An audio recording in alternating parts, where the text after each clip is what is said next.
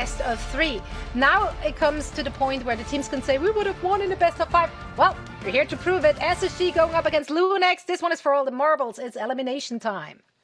All right, Burning T'Challa, we go. Domination, LuneX, SSG, best of 5, setting the tone right now, folks. Getting that point early is always important. In Dom, buddy, I'm looking forward to it. We both got the opposition here in terms of who we think is going to win, but I truly do think the competition's incredibly tight here. Yeah, for sure. And I think that the difference of opinions everything's still changing, I guess. Because of the ban phase, because it's so targeted, and also, it's tough to figure out the meta if you do well in scrims, and it's taken weeks to even improve.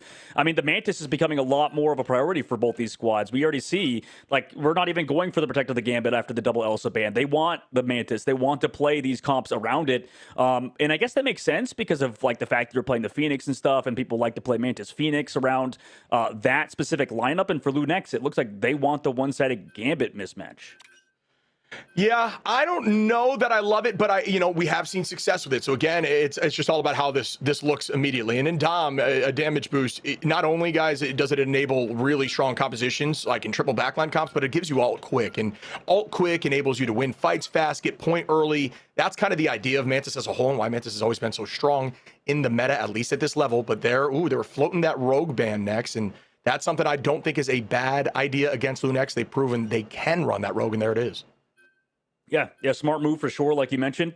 I guess it's the difference is maybe the Mantis bans that you have to do alongside it are a little bit more open, maybe. Like you have the Groot available, you have, Phoenix stuff. You can really play most of the, duelist lineup. So that's always, I guess, something you have to think about. Invisible mismatch as well is something that's been utilized for most of these squads towards, the latter half of the draft. Yeah. And I think we've had the discussion, right, Shib? If you have the Mantis, you don't want to see that Doctor Strange on the opposite side, right? That's brutal with Mantis boost, right? Yeah, I mean, Strange is obviously great, but and also the Invis. But again, Strange is in this meta, the reason he's so strong is just there's not a lot of shields being run. There's not a lot of Magnetos to shut down that ultimate. You kind of get free reign with the Eye, and Eye of Agamotto is a massive ult in the right hands, right? Especially, if you're not able to have a Gambit on your team, for that CC cleanse, he's just kind of taking a forward jump in the meta that I don't think I necessarily expected, and I don't even think early on in this stage of Ignite in the preseason, every team expected. It just kind of has shown up. Yeah, I mean, I guess maybe going back to when there was that interview with the team that beat we lost in the group stages as well. They were we just had to ban out the Kendrick Doctor Strange, and then we started winning every game, right? So I feel after that, at least for us, that opened definitely our eyes to that. But this is going to be interesting, shit, because this is a change up, I think, in terms of just prioritizing that Mantis away from the Gambit. And we get to finally kind of learn, right? I feel there's so many strong strategists right now that it really is tough to decide, even those thin margins, if they're worth trading off, trying to go for an early Gambit ban like we've seen so far through the tournament.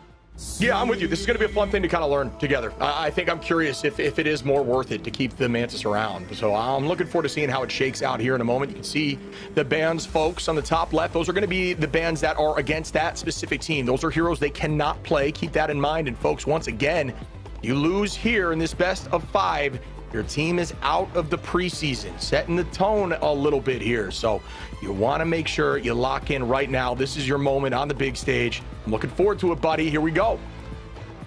All right, kicking off first map on Domination.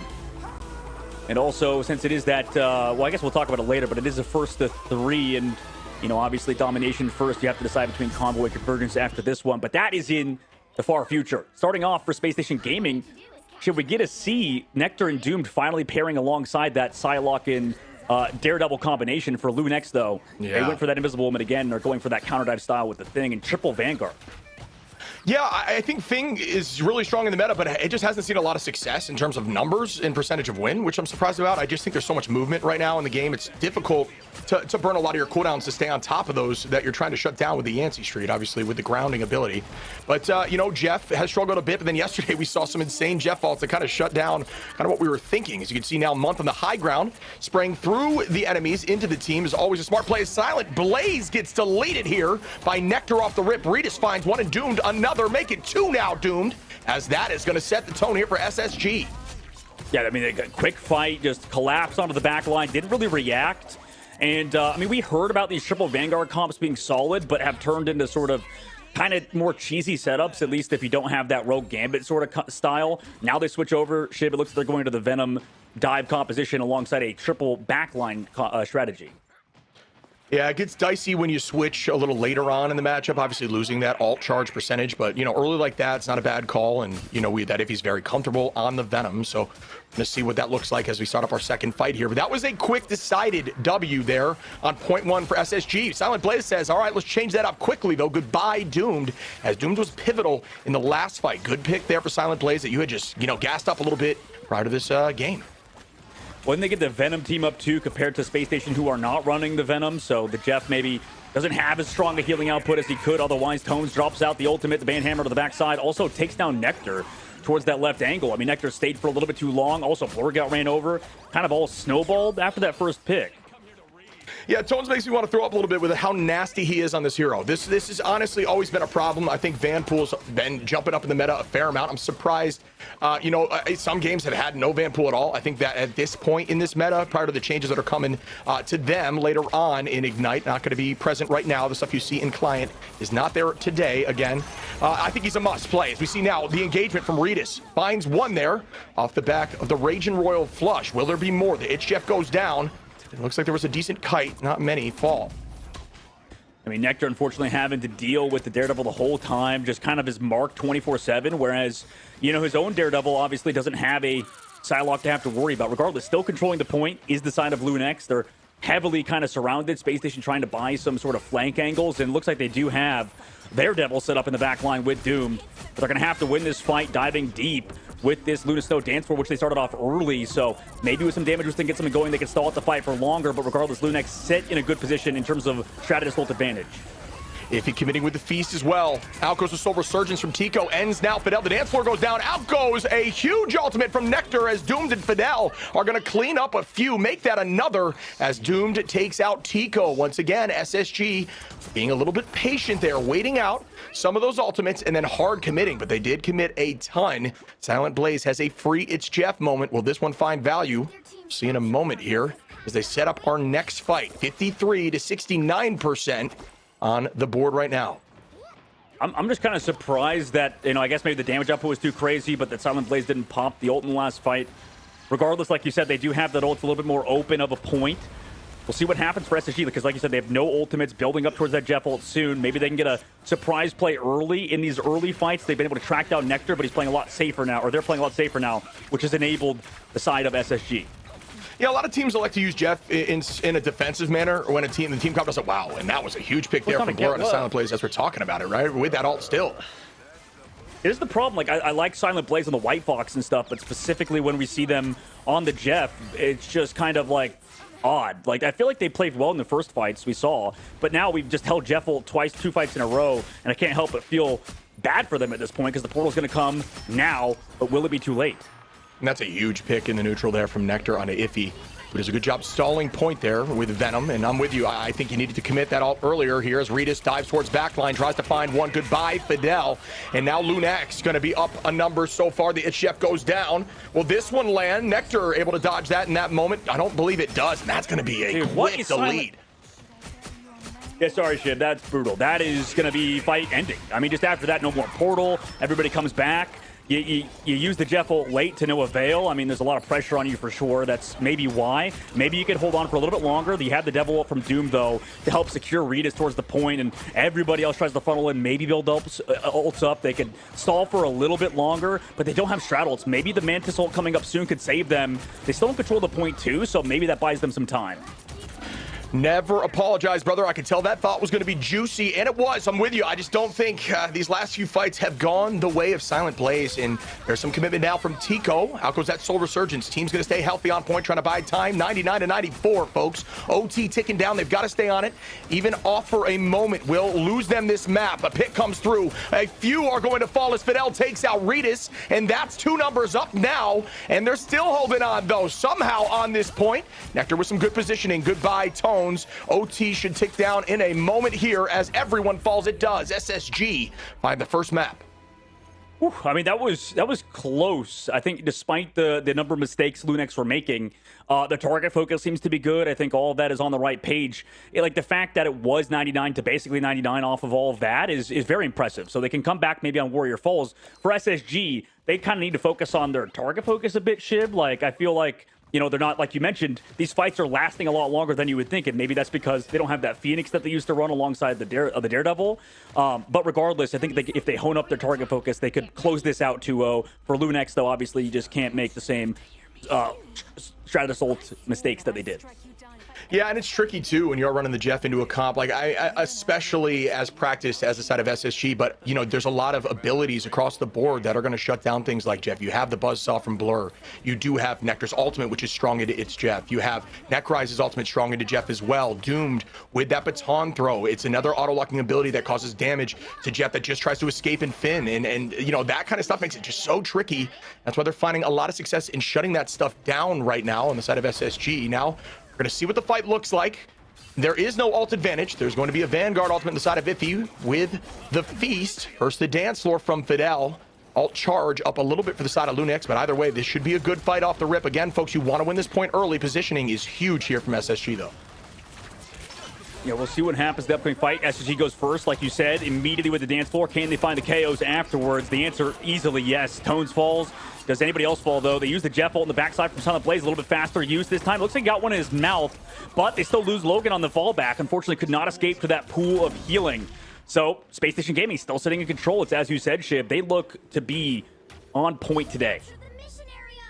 Yeah, and it's funny, they're not even running the Mantis right now, SSG, right? Like, it's something to keep in mind. That's not something that they've got on the docket for them at this point. But either way, look at this alt charge with point advantage. This is going to be very difficult for the retake. Doom going to commit now to let the devil out. Redis doing the same. It's Jeff goes down. Does that one find value? Goodbye as Redis takes out Fidel. Redis, a demon on the hit scan, apparently also up in the melee form. Nekrise onto Tico now. Will we see more? Out is a huge Cutterfly. Doesn't seem to find just enough value yet. Pulls out cooldowns, and that's it as a two-piece comes in now for the side of LuneX. And they should be able to control this point for a while. 8% and climbing. Not a bad retake being down in ults like that. Hey, everybody pilled around Tones. You mentioned how good Tones is. Also, the fact that they used that Raging Roll flush. Everybody kind of zoned out Nectar's ultimate. So, excellent disengage by them. Taking down Doomed in the stagger as well. Control the point is LuneX. So we'll see how this kind of operates moving forward. The swap from Tico over to the Psylocke definitely makes sense. It's interesting because obviously in terms of just the pure Psylocke matchup, you'd want the Snowflake maybe to kind of win those duels. But regardless, the pace of play that Gambit provides is crazy. Yeah, and a lot of commitment comes out now. Using that freedom charge to put everybody in there as Redis finds one. It's going to be a good answer. Nectar on that trade onto Redis now. And those were the callouts we were mentioning. Two very strong duelists right now in this current meta. Doomed, trying to find a flank angle, is able to find one. You can't hide from the lawyer. Doomed takes out Tico. LuneX want this point, 51, 53%, and climbing with some good positioning once again. Ult up and available for Silent Blazes. Immediately goes down. Nekrise able to take out Iffy. A second pick comes in on a Logan. And now Tones goes down, and SSG looking good on the retake of point. Yeah, this all stemmed from that you mentioned early pick on the Tico. I mean, the tough part is about Psylocke is that, the entire kit or half the kit is ruined just by Daredevil existing. He can see through walls. He can see you while you're invisible. Not a fun matchup for any Psylocke player. Now in this upcoming fight, though, a lot of ultimates for SSG to keep holding on to it regardless. Shib, these fights in the neutral have been so chaotic. It feels like first picks happen so fast, even without the Mantis damage boost. And I like the change here from LuneX with Logan. Logan is actually going to make a switch to kind of counter some of this melee problem they're dealing with. Redis able to find Month, and that's going to be a good start for their side of LuneX who want the retake. Almost even on percentage once again. These teams are duking it out here, folks. Tico goes down, finds Doomed, who goes down. And the chase comes out here from Blur. He's going to try to stagger a few on this retake of point. Yeah, it looks like Tico's ult was kind of in a perfect space to force away Space Station Gaming, but they didn't lose too many. They're kind of regrouping in main. LuneX trying not to get staggered right here is probably their main priority. Maybe set up Redis, force out double straddle, but here comes the Nectar ult early on. Yeah, I think not able to find too much there. Does drive them off point in that. Wow, what a pick there from Nekrise onto Iffy, trying to escape. And even more potentially coming through again, folks. Nekrise is going to be on the stick. Shout out to the controller players on PC, getting the job done even at this level of play. There's a lot of folks looking up to them who are making the switch maybe from console. Shout out to all of you. A lot of these teams have been doing that. Out goes the dance floor now. The Fox to match it. What does the Fox say? Not much, because the Fox is 6 feet under. Well done by Blur. And the chase to continue for more. Fidel takes the height now. It looks like Iffy trying to find a few more. And man, it's been back and forth for days here on the KO feed. Yeah, you overextend and you meet Iffy with the tentacles in your face, so everybody else is going to fall to Regis' ult and recontrol that point. Like I said, it is back and forth at the current moment. I mean, I've liked the Psylocke pick so far for Space Station Gaming, but sometimes they've overextended. Upcoming fight, they also used both straddles in a loss. It was, good target focus on that White Fox earlier with Logan, but regardless, upcoming fight, they're going to set up for a fast dive ship. Yeah, this is a good position here, and the idea is to use these Jeff bubbles to hard engage, and that's exactly what they're... Wow, huge commitment there. BC the Abyss could be massive, and it is. Finding the combo there with the tentacles to take out Fidel instantly. Up a number, but committing. Freedom Charge out as well, and that's for the side of Blur. It's Jeff is going to find one, at least, actually two. Can Silent get off map? It looks like Silent will be able to do that, and that's a clutch ult there from Silent, maybe silencing us in that moment, who saw a little bit of hesitation early on, and that is going to be a winning map. Yeah, excellent turnaround from Silent. I think the big thing is getting off the Mantis, considering they weren't, I think maybe it's just Tico's playstyle on the Mantis or whatever. I think that they were playing too stacked together. Usually you see these sort of Mantis players try to take some more off angles or something. They were kind of hard locked together in a unit, and that wasn't giving Silent Blaze space to breathe. So in hindsight, looking back at the situation that happened, obviously you could say it was tough ultimates from Silent, but it makes sense due to the fact that now Tico's on Psylocke, and they're given so much more space. And that was a huge heat at the very end to bring it back, because Necrise was full jackpot. I mean, he got all of the bounces and would have destroyed the side of LuneX if they did not get that Jeffy. Great call there, buddy. We head into map 3 on domination. Are you not entertained? First match of the Americas region. Why not, buddy? Heading up to 99% in every single map so far. These teams are locked in and they want it, but the question is, who wants it more? Nectar has ult available. Tico right behind, Doomed in the same boat, and that's going to be the ults we see in this first fight. And for SSG, I imagine they want to go fast with it. Same thing for LuneX. LuneX actually ready to go and peel off. They're a bit more defensive with their style. But in this case, they go aggressive. And actually immediately take down Nectar. Oh no, in the middle of it, Doom does pop his ultimate off, but meanwhile, it's only 1 for 1. Maybe make it 2, actually. Tico falls after his ult runs out, and the follow-up is there. Necrise neutral doing well. Tones, though, also able to do so. Has the ultimate still ready to go, so can pop that if he wants. But no, it's traded too far. Now they go aggressive with the Banhammer immediately onto Fidel. That sends them all the way back. And it looks like LuneX are going for a portal, so they're not even giving up on this first fight just yet, Ship. Yeah, and the idea is to cut off this angle, make it a little easier for your team to get the point quickly. Wow, what a throw there from Tico. Oh, no, didn't catch it in that moment. Was distracted on the potential hero switch, I believe. Oh, that is so brutal. Could have found a pick there, but was on the hero screen, I believe, as Blur able to find Regis there now. Point take from LuneX early on. Ult advantage still in the favor of SSG, who have Nectar. And there's that commitment now. Dance of the butterfly, the cutterfly, if you will. Finding one. Make it 2 now, Nectar. Come on, as they keep it going, and they will find a third as Blur cleans that up. Yeah, this is what we would have liked to see out of the side of SSG yesterday to not be in loser brackets. Is they were prioritizing, I think, a lot more Phoenix. Today, it looks like a lot more Psylocke. Maybe that's just how it worked out ban-wise. But upcoming fight, got the Jeff ultimate available for the side of SSG. Same thing with White Fox. Opposite side for LuneX. Not as much of an opportunity, but they do have Venom. And Iffy has been huge with these Feast of the Abyss in the middle of the team fights.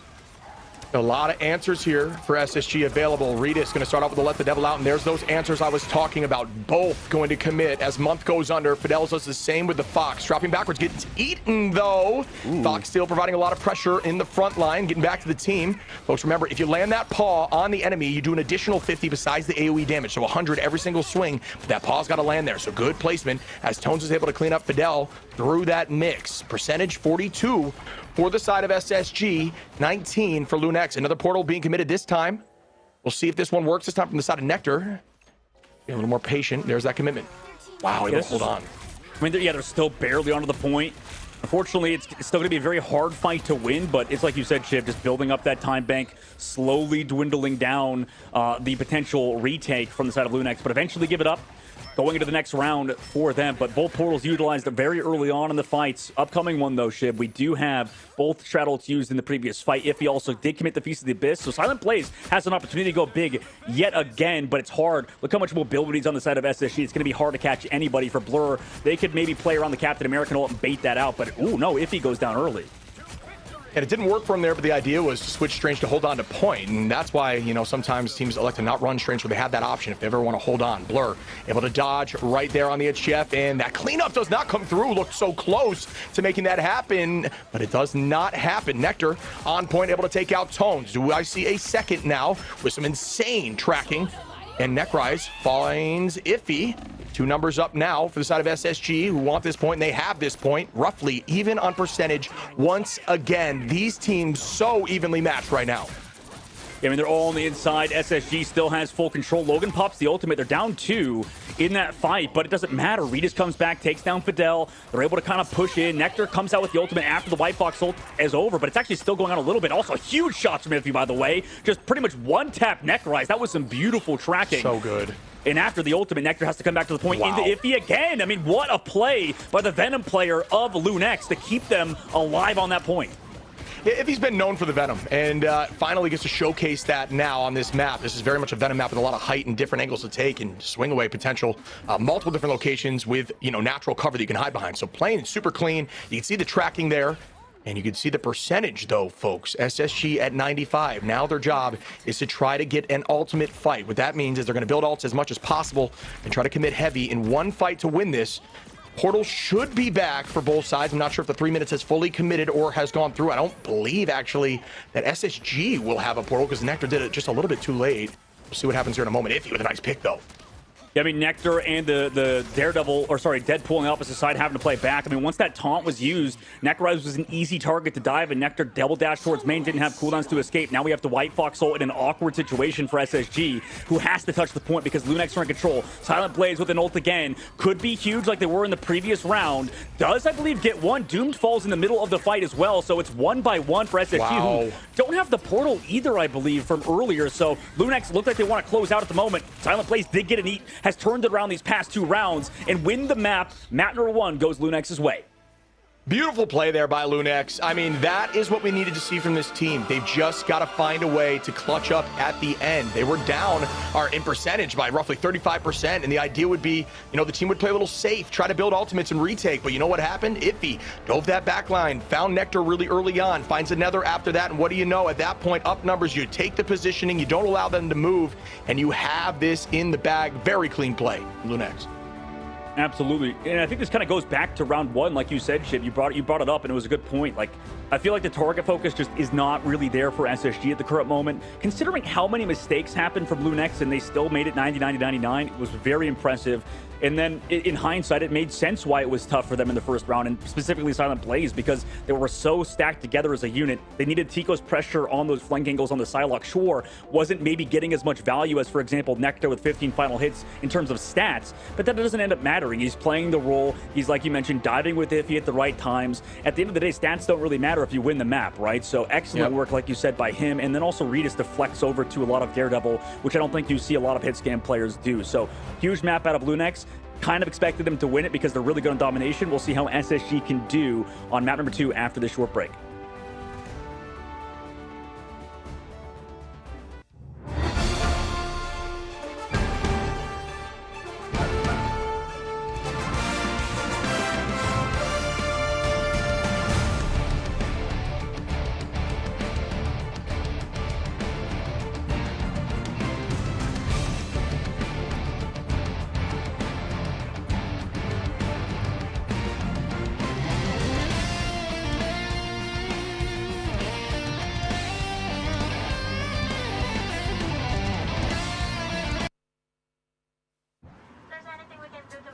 More enjoyable.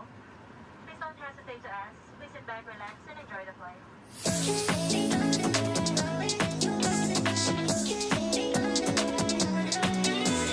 Just watch me now under the moonlight. 저기로 날아올라.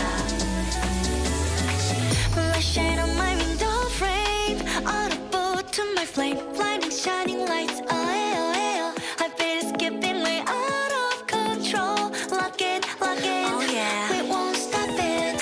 Flying high is our destiny. Lighting up flaming stars. We're reaching out towards victory. 눈부신 꿈으로 차가운 심장을 쥐고 더 높이 날아가. They can't catch my vibe and my life. All eyes on us. We're dancing on the moonlight. 소문 꺼버려.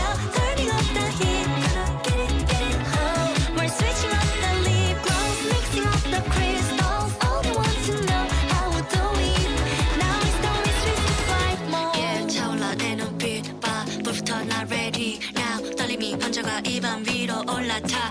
힘 없이 난 dive 겁없이 뛰어가 flight mode be breath free shining flying higher feel the spark of flight mode 우리 눈을 위로 더 rise up 사라져 fade out fade moonlight gonna burn the night out every time my heart's flight we go higher eyes wide right through the starlights 차가운 공기선을 realize 지금이야 take flight we're dancing on the moonlight 손을 꺼버려 turning up the heat gonna get it high we're switching up the lip gloss mixing up the crystals all they want to know how we do it now it's time we switch to flight mode wake up wake up wake up wake up feel it feel it feel it feel it this And with that, LuneX is up in this series 1-0, and I think it was fantastic what we saw there from LuneX, guys. They made the right adaptations, right? After round one, after they went down, they knew that they have to get off that Mantis, like they just didn't get the value they wanted from it, and also it put Silent Blaze in a weird position on that Chef. Once they made that switch though, like it just started to look so much better from them, so I love to see those compositional adaptations from LuneX. But I kind of like them as well, switching off the Gambit, even though it was protected, onto the White Fox. Like, looking back in hindsight, the tough part is for a lot of these Gambit players is just staying alive, playing your life. If it's a full dive comp, you have to switch to more mobile characters to live, and Logan did it. Switched to the White Fox, kind of unsung hero too in that series, in that matchup. But I think we are in for a really good series, considering that is like LuneX's best map type. And for SSG, like Shibin, like you guys saw, like they're definitely looking like they want to sort of prioritize today's win and looking much improved, I think, over the past, even day. I think it's worth mentioning too, like if you look at finals and just how much participation there was, SSG had 15 and 13 on the Duelist, right? And you look over, and LuneX has 16 with Regis and then 3 with Tico. Like, they just played better as a team, and it's that simple. They stalled better. That's what that means. And that's why you can't tell the story from stats. And that's why I always say, like, it's not worth looking at that stuff because you have no idea what truly happened in the map. This team was okay going down as long as they were able to get on that point with maybe Iffy on the Venom and just stall, have the team go down around them, buy time, allow the strategist to get there, heal Iffy back up, uses more cooldowns to buy time on point. And that's all you need to do. It's not about finals. It's not about damage. It's about the win. And they took it home. Yeah, but that goes back to what you pointed out there in the cast, Dogman, that the target focus from SSG was just not quite there. Hence, LuneX had the opportunity to drag out those fights for such long periods of times to allow people to get back into the mix. Yeah, absolutely. I mean, I know it's cliche, but it kind of comes down to fundamentals, and it comes down to preparation and practice. Like, I feel like for this SSG squad, it looked like they were maybe practicing more of the Phoenix stuff instead of like, running the Psylocke alongside the Daredevil. It's kind of not as common, I think, for these teams to do. But yeah, I mean, it is kind of on the fundamentals of the team to target, prioritize the right heroes at the right time, and also figure out that sort of situation. Like Nectar usually is very good at like living and playing their life, but as you mentioned, Shib, like first round popping off, and generally had very good stats, but still had the highest casualty count in the game. And it's hard, I think, specifically to play against like Daredevil as a Psylocke, just because that matchup, yeah. I mean, obviously it's not on the same level. Like, obviously, only like Low Eternity for me playing a lot of Psylocke. Just, I hate playing against Daredevil. Like, you literally can't use one of your abilities. Like, the invisibility is not viable because this dude just has wall hacks on you. So Nectar, obviously, marked by Regis, marked by the rest of the squad, and I think that enabled them. Whereas the opposite side for Tico, not playing for those stats, playing for the target focus, and also playing for their own life, because that's what the best players in the game do. They just try to live, and it really helped the side of LuneX on that map. Yeah, it's if we're looking at the ban phase there for this first map, is there anything you would like to see either team change, Ironship, to have maybe a better... I've been saying for a while now, in the Americas region, I think if a team is really strong in the dive front, Venom is a bannable target. I think in EMEA and in a lot of different regions, Venom has been more of a priority for bans. I don't think it needs to be an early ban, but it's never a protect. And if you are able to remove that Venom, especially in domination where it's all about stalling, it will vastly help your team. I mean, 36k damage block, taking a ton of damage and buying a ton of time is super impactful. So I think, there's potential for that, but that's, again, only if they get back to domination. In terms of what I want to see banned completely out, it's a tough call. I mean, because they're able to play so many different duelists on both teams. I'm not 100% sure. That's difficult. But we saw what Ivy as well as Tones can do, right? Being able to dive onto those backlines, like, it's so oppressive. It's just so much space that is being created for the duelists to shine. Yeah, and I don't think they need to ban the Gambit either, right, bro? Like, because neither team, even when it's through, elected to play it, which was kind of surprising. Yeah, I kind of like that these teams aren't focusing on their protects necessarily, and this is kind of like goes back to one of my original points. Like, I feel like, first of all strategists in this game are very good. Like they're all solid. Like, if you compare the worst strategist to like a mid-tier duelist, like for example, if you take Rocket Raccoon versus Iron Fist, you know, like I feel like we would all agree that Rocket Raccoon is probably way higher than Iron Fist in that sort of tier list. So in that regard, I feel like you should be able to give up on certain strong strategists just if it's not working, right? Like we saw out of Logan, like we saw out of the Mantis swap. You have to kind of make these pivots that a lot of the top teams don't make these pivots when they probably should. And I like that both of these teams are adapting on the fly. Absolutely. Now, of course, the next map is SSG's map pick, as they are down in the series, and they chose to go to Central Park, if I saw that correctly. So a Convergence is what we're going to get. They do have currently a 100% win rate on Convergence, which that's great. But with the caveat that it is a small sample size, we only really saw him play it like, what, twice or so, that map type. So, yeah, take that for what it is. Alas, what do we want to see them busting out on Convergence? Well, when it comes to Central Park, right, it's difficult because we have seen the Groot be able to be run here too. I think it's really strong. And yeah, Zoe, I know we're going to be diving in here in a moment. What's your guess before you go on who takes this next map? I think SSG is going to come back with a vengeance. This one is for everything, right? They're fighting for the playoff life, so let's see if they can tie up the series. All right, Doug, and we are in it now. We have seen LuneX find a ton of success with the Groot in the past. This is definitely one of those maps that it absolutely can be played. You can see what they're floating right now, and I'm going to be honest, I don't think any of those are going to be selected on map. Luna definitely taking a step forward in this new patch that's out as of today. But off rip, goodbye to the exact same story we would expect. Elsa and Gambit, and I will say, I was saying the Gambit may not be worth it, but I think about it now, and you get a lot more success with those ultimates, with those royal flushes on Convergence, and you know, outside of just domination and convoy, just because it's all about pressing W and moving forward and finding that back line. No, yeah, I'm with you. Like, you got there. Like, I think like when it's a lot of these ban phases that it's easy to forget that it is kind of map dependent, like for sure. Like it depends on where we go next and you know, those sort of things. So, you know, the big thing though is that you get the Gambit ban, right? And sure, the Gambit will be a lot safer, I think, on this map, especially if well, the Loki immediately got counterbanned. So I was gonna say if they had the Loki, but regardless, like the Elsa, we've seen it through the tournament ship. I mean, I know that's like the most obvious thing ever to point out, but regardless of what happens in the ban phase, Gambit can be tough to deal with, especially like you said on Convergence and Convoy. But still, I'm always going to be terrified if Elsa's in the lobby, Invis ban on the opposite side, Rogue ban to counter immediately into that Gambit stuff. But we actually saw sort of, to just kind of keep riding this sort of situation on Central Park. Yesterday, we saw the very first draw, right? With 100 Thieves yesterday on this map. And I think in EU as well, in EMEA, we had another first point hold, by the way. Like inevitably it came through at the very end for like Shikigami and stuff, but we've seen teams play like Torch stuff, like Torch drone stuff. Like you can make those comps work if you play it well. And well, there we go. We have the Ultron on the opposite side to help support maybe like a defense out of LuneX. Yeah, it's a really strong map just due to the pillars being involved. You have a lot of height that you can use natural cover around, folks, and if you're trying to get better at the game, the term natural cover is going to be very important for you despite what position you're playing. You want to have structures that are not breakable that you can play around so you don't have to use cooldowns to stay healthy. This is one of those maps that on defense, Ultron can do that in the sky, and that's why Flyers, you will see some success here. We've seen it in the past from other teams, including 100 Thieves, who ran a mean Ultron, so we'll see what happens with LuneX on that composition. But yeah, goodbye to the Luna, which again, since it's a tight choke, I can see some success with the clap cooldown down the center and just some strong poke potential against things like the flying compositions of Ultron. Okay, well, a lot more focus of the side of SSG towards these strategists. And yesterday, I think we saw like 8 strat bans at one point. I think it was the last series of the day yesterday in North America. Opposite side, LuneX focusing more maybe on specifics, right? Like we have the Elsa removal to get that one-sided matchup.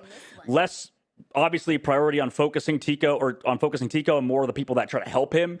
So that's kind of interesting though, in that we still get Silent Blaze on the Jeff. It's not on domination, and I think that's kind of the big thing. They do get the team up with the Venom, but like, what do you think about that? Like, I feel like Jeff, there's certain maps where he really dominates, but like you mentioned with the natural cover, I don't know. Like, what do you feel about like on these maps where it's maybe more tight corridors? Well, yeah, on point one, though, it's all about long LOSs with Jeff. If you can have a long spray window where you can heal, even if you know, a lot of the times with Jeff, if you're going a divey route and you want to play behind the enemy, healing your team through the enemy to deal damage, get that ult quickly.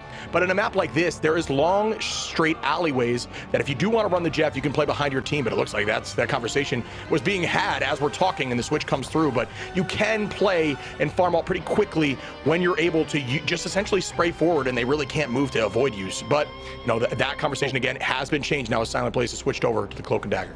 It literally glossed over because I don't think we've seen this throughout the tournament. I mean, I don't remember if we saw the Luna Snowband came out as well as we enter Central Park. Like you said, Space Station trying to come back in this series. It was a close map number one, and we immediately get to see that Groot, like you said, on the defense. And Wolverine matched on the opposite side for SSG. They're expecting it. What the?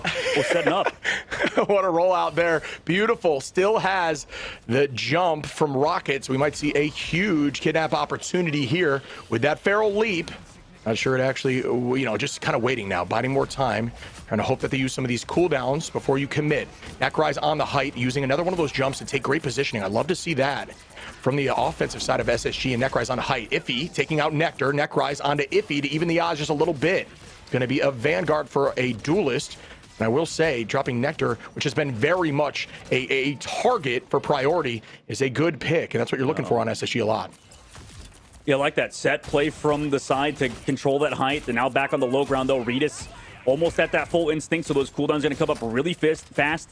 Deadpool ultimate committed, Banhammer on the front line. They have to back up, but that's still allowing Redis time to build these ultimates. That large rocks where we can see off maps. Also on the opposite side, we can still see off maps from Doom, kind of go for those grabs. Regardless, nobody picked off just yet.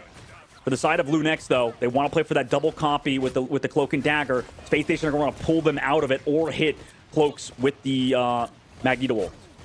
And you can see there, folks, just the priority on breaking those walls. The free space that it generates, it needs to be a big priority for your team. Commitment comes through as the Eternal Bond goes out. A huge Glartrox opportunity from Redis. Come on now. Finding a three-piece through the boundary. And that is an answer that you love to see for the side of LuneX. If you are a fan of LuneX, Redis looking incredibly strong on this hero. And honestly, I love to see it because we do, you know, gas up a lot. You know, Tico looks good too, but Redis ends up, initially it was going to be Tico on this hero. Redis ends up taking this over, and he's just been so dominant.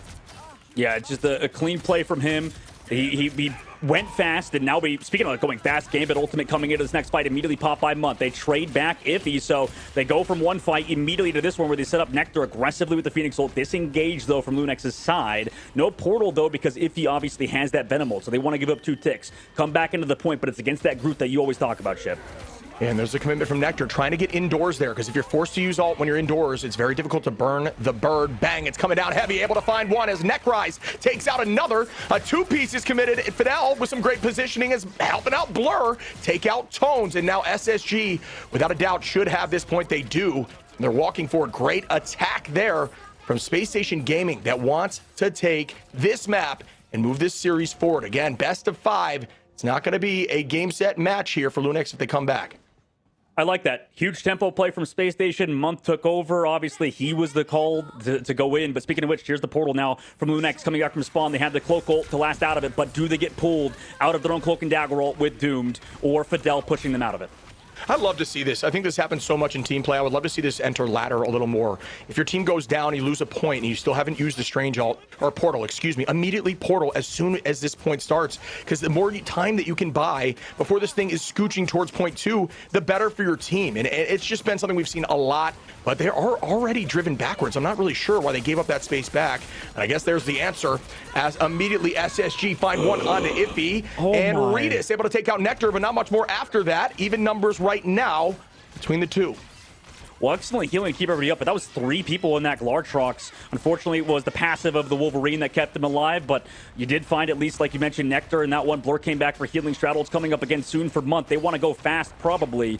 We'll see if they can take him out of Logan's ult, though. He'll get the copy and a Silent Blaze, and for Tones, he already throws down a early Deadpool. It's actually quickly disengaged. SSG's been doing this. They're going to come back in fast afterwards. And they are starting now as Month goes in with ultimate. The commitment gets answered right back from Silent Blaze with that Eternal Bond. Seeing a lot more Cloak and Dagger over these few days. Logan taking out Blur, committing on top of that ult as well. Excuse me, it was actually Logan copying up Silent there. And typically when you do see Cloak, it's when your Loki is on the table as well. You're farming ult incredibly quickly, and you can actually use it offensively and tend to lead fights with ultimate and try to drive the pressure forward, because if you can pull out a strat ult, your ultimate is typically longer. So as long as you get it in the first few seconds, you still win that trade. Tico on the month. Iffy is going to find Necrise. Traded back from Nectar onto Tico, though. And again, it's going to be red and blue back and forth on this KO feed. But a huge tackle opportunity coming in from Doomed. And a big ult complimentary as Tones goes down. Yeah, I mean, everybody focusing on Tones. Doom setting up a lot of these plays, obviously. Has, you know, these straight sidelines to kind of work off of. I mean, I kind of like that Tico is on the Psylocke. You know, maybe he could play the Daredevil if he wants to, but at least you don't have to worry about Daredevil on the opposite side scouting out your positioning. Here, wait, Doom whipped for an ult in the spawn by himself. Yeah, paid for it. Paid for it, too.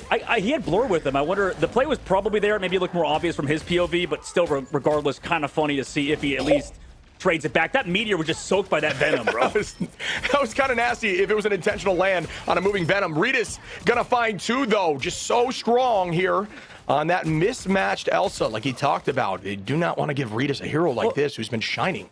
Yeah, and he's been so smart with it. Like, I think compared to other Elsas, he pulls that trigger really fast. Obviously, it's going to be hard to hit multiple Elsa ults in a row against the side of SSG, but we'll see if he does it. Yeah, setting up for it right now.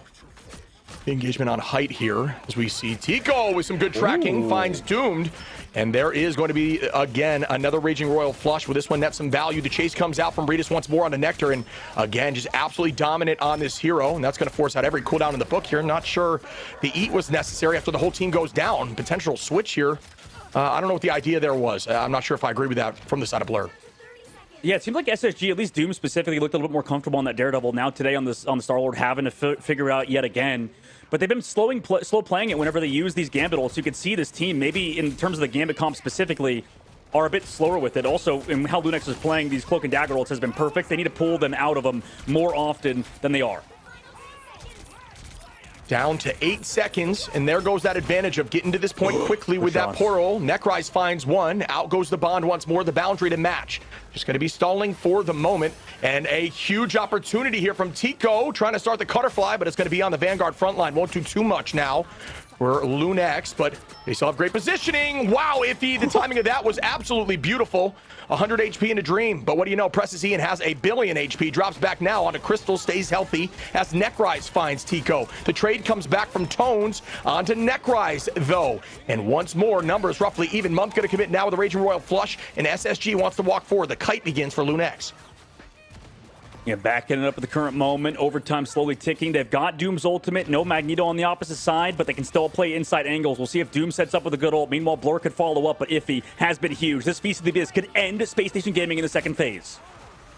Portal commitment, this time from SSG once again. 3 minutes has ticked through. Necrise on point, is able to find Ritas. That is a massive pick for SSG on a crucial target.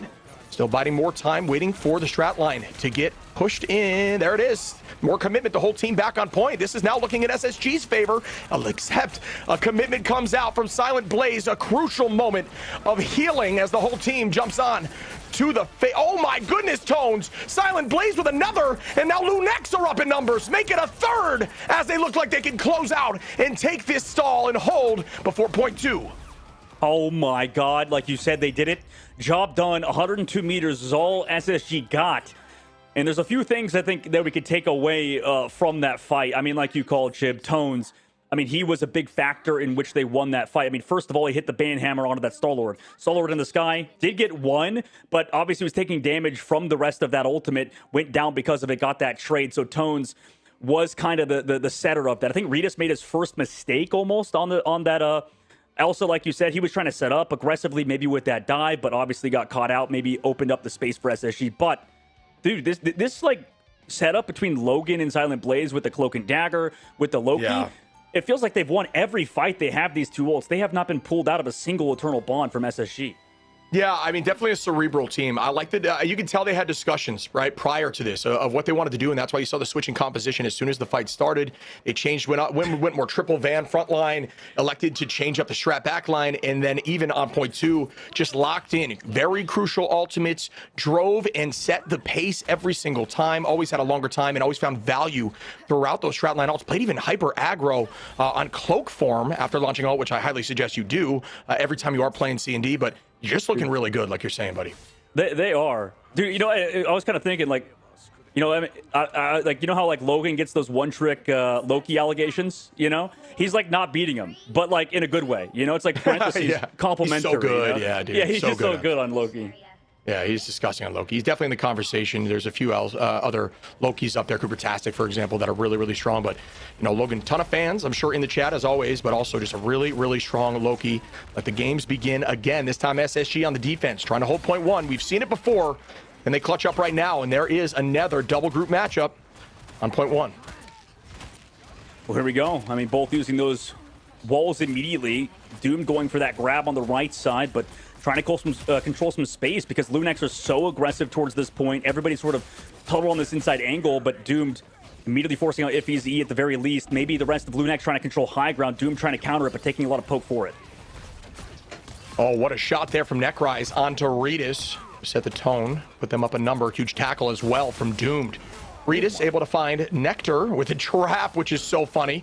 Even while not being in that fight, still making something work out and finding a final. But there's a lot of commitment, I think. I mean, it'd be surprised if LuneX is able to hold on here. This is one of those moments where I'm talking about where, you know, you can see SSG gets a ton of finals, but somehow LuneX are still in the fight. And Logan finds one, and now another one comes in from Tico. How do they do this down numbers and ultimates as a whole? It's just such good communication. And they have to touch. Brutal pushes them. Well, actually, they're still on the point, but the Gambit ult on the opposite side. And the cleanse Shib to get out of that Brutal. So they come back into the point. The Cloak ult helps sustain at least a few people who are here, but what a cleanse by the side of Month to keep them up in this. Doomed with the ultimate afterwards. The last stand to help follow through into Iffy. Tone's trying to trade it back on the opposite side, but it might be too little too late for the offense as LuneX probably reset even with this portal coming out of SSG. Doomed, yep, like you're saying, finding Regis there. They do have the retake. Great work by SSG, but did have to commit. A lot of cooldowns and portal to get there. Ult advantage in their favor, but you know what all is my most feared? Going to be that Predator. And you can see Regis coming in right now, waiting to unleash the Glartrox. Will this Glartrox be as big as some of those we've seen from him in the past? We'll find out in a moment. Necrise has ult available. Fidel with the Invisible Boundary, but again, I think Invisible Boundary struggles heavily into Apex Predator. We'll see if he waits. No, elects not to. Ooh, throws it through, and this time catches nothing. That's what we call a caster curse, folks. Well, it happens. I mean, people act like the Elsa ult is really strong, which it is, but, you know, it's very hard to be consistent with it. Obviously, that situation forced it out too early. Now they win the next fight because of it, so yeah. Especially ult tracking, too, right? But, like, I mean, like, when you're tracking it, they know, and that's why they're playing so safe. Yeah, absolutely. Next fight coming up, though, Shib. Minute 30 left to go. Ultimate's available for LuneX. They can go aggressive with Silent Blaze's ult. But SSG, they look like they want to make the move first. Here comes that ult. Let's see if Doom pulls somebody off the map, but Invisible Boundary met by Fidel. And here we go. As Fidel is maintaining this position. Out goes that boundary, like you're saying. Holding on his tones, commits now. Banhammer works out as Fidel goes down. Goodbye to that boundary. Huge opportunity for an eye. Does that yes, it does convert as Doom finds one. Tico onto Necrise, though. Crystals get committed now, too. Everything getting launched out as Month. Starts out with a Raging Royal Flush. Doomed is going to find some value out of it. Month as well. And oh my goodness, so right now, 51 seconds on. Regis trying to stop anyone from coming into the fight. I don't know that the portal's even available yet, if that was the idea. Here? Yeah, I'm not quite sure. He's going to pay for it and just kind of stagger there. Wait, that is crazy. I mean, maybe they would have lost the fight regardless. That is insane. I don't know. Like, Tico also, by the way, played that first fight smart a little bit because, like, he waited to get the health pack, obviously. But yeah, that is an interesting, very aggressive play by Regis, who now swaps over to the Daredevil. So they want to go for a full dive this upcoming fight, Shib. Against no ultimates on SSG. Maybe with a copy, they can play aggro. Here we go again. There is some ults being committed. Out goes that Bond. And Iffy with the feast, but no one goes down, not yet, as Blur does pay for it. All three go down. Regis, Tico, Iffy, Logan, Silent Blaze, everybody getting a piece of the pie as Tones does as well, and that might have been the whole roster there. They will get this point. Not a bad hold, though, for SSG. I mean, this could be close in the second phase. Ultimates used. They used the Feast of the Abyss. They also used Copy, and also Tico went aggressive. Now swaps over to the Elsa. So They swapped it around, Chip. Regis the one on the Daredevil, Tico onto that also. Logan now over to that White Fox again. So trying to play their more mobile composition like they did on Domination, except this time it's with the Elsa instead of a Psylocke combination. I like it because they won the alt trade there, the alt fight, which is, you know, heavily in their favor just in terms of percentages of what should have been won. So now they're like, all right, we got to try to win more neutral. Let's change things up here, and they do. Silent Blaze able to find Blur. Regis onto Month again. Regis with 3. What is going on here? As Iffy and Logan clean up the rest, and that is why that switch was so crucial. Regis can play it all. I mean, this Angela stuff is just not really working for Necrorise. Maybe with the Soul, it could be big. Blur as well, by the way, was a standout player, I think, from the group stages for this team, but has been a little silent compared to Iffy. Coming to this upcoming fight, Regis has the ult, but can Necrorise find the connection? Everybody's playing mobile around it to get not get hit, and oh my goodness, Necrorise barely lives. Yeah, I'm with you. I don't love the Angela right now in this current meta. It just seems to be struggling a bit at this level of play. A lot of commitment, though, from the side of Tones. Finding Fidel, that's a huge pick, who was at 80%. And you may be saying, man, they get lucky. They always seem to find those who are close to ultimate, folks. That is intentional. They are tracking that as Logan finds Month once more. Regis onto Doomed, Iffy onto Necrise, and this switch is ever in their favor. That's going to be a team wipe once more, and they are closing in with a minute left. SSG, it's not over, though. Does have ult available from Necrise. Month is incredibly close, and same with Fidel. But seriously, like, where is my Angel in that fight? We can combine with the Phoenix ult at least, maybe. Regardless, still has it. Has to show up huge this fight, but LuneX is setting on the back one of the Feast of the Abyss. And here we go, starting up now. With the HGF from Silent Blaze, I like to use it to just take a backward angle, using that to hide through. Logan finding 2, Nectar onto Regis, Iffy onto Blur, Logan again, and this might be it, folks. LuneX shutting this down quickly, and they do. Another W here for LuneX Gaming. That looks so clean right now. Oh, I'm kind of in awe, man. Like, it's back and forth, like you said, like LuneX playing so smart. I think a lot of these teams, by the way, have a bit of a cloak and dagger sort of thing. They love to play cloak and dagger and Jeff. This is the kind of two things they love to play. Logan as well, phenomenal. At the very end, finally, Necrorise tried to get off that Heaven's Fall, you know, the Heaven's Retribution from the sky, but it got canceled by the charm. He hit him with the White Fox charm, MVP'd that round. Opposite side, Necrorise will be the MVP. I don't think the Angela is necessarily bad. It's just only bad if you don't play like the Ultron Sky composition with like the Human Torch that we saw in EMEA. Regardless, SSG not looking so good on that second phase. They almost held first point, Shib, and still faltered. So really tough to go down 0-2. Regardless, they seem like they're always in these, right? Like, they have a chance, but sorry, we'll talk about it more after we come back from this break. Can SSG reverse sweep? LuneX up 2, trying to close out after this.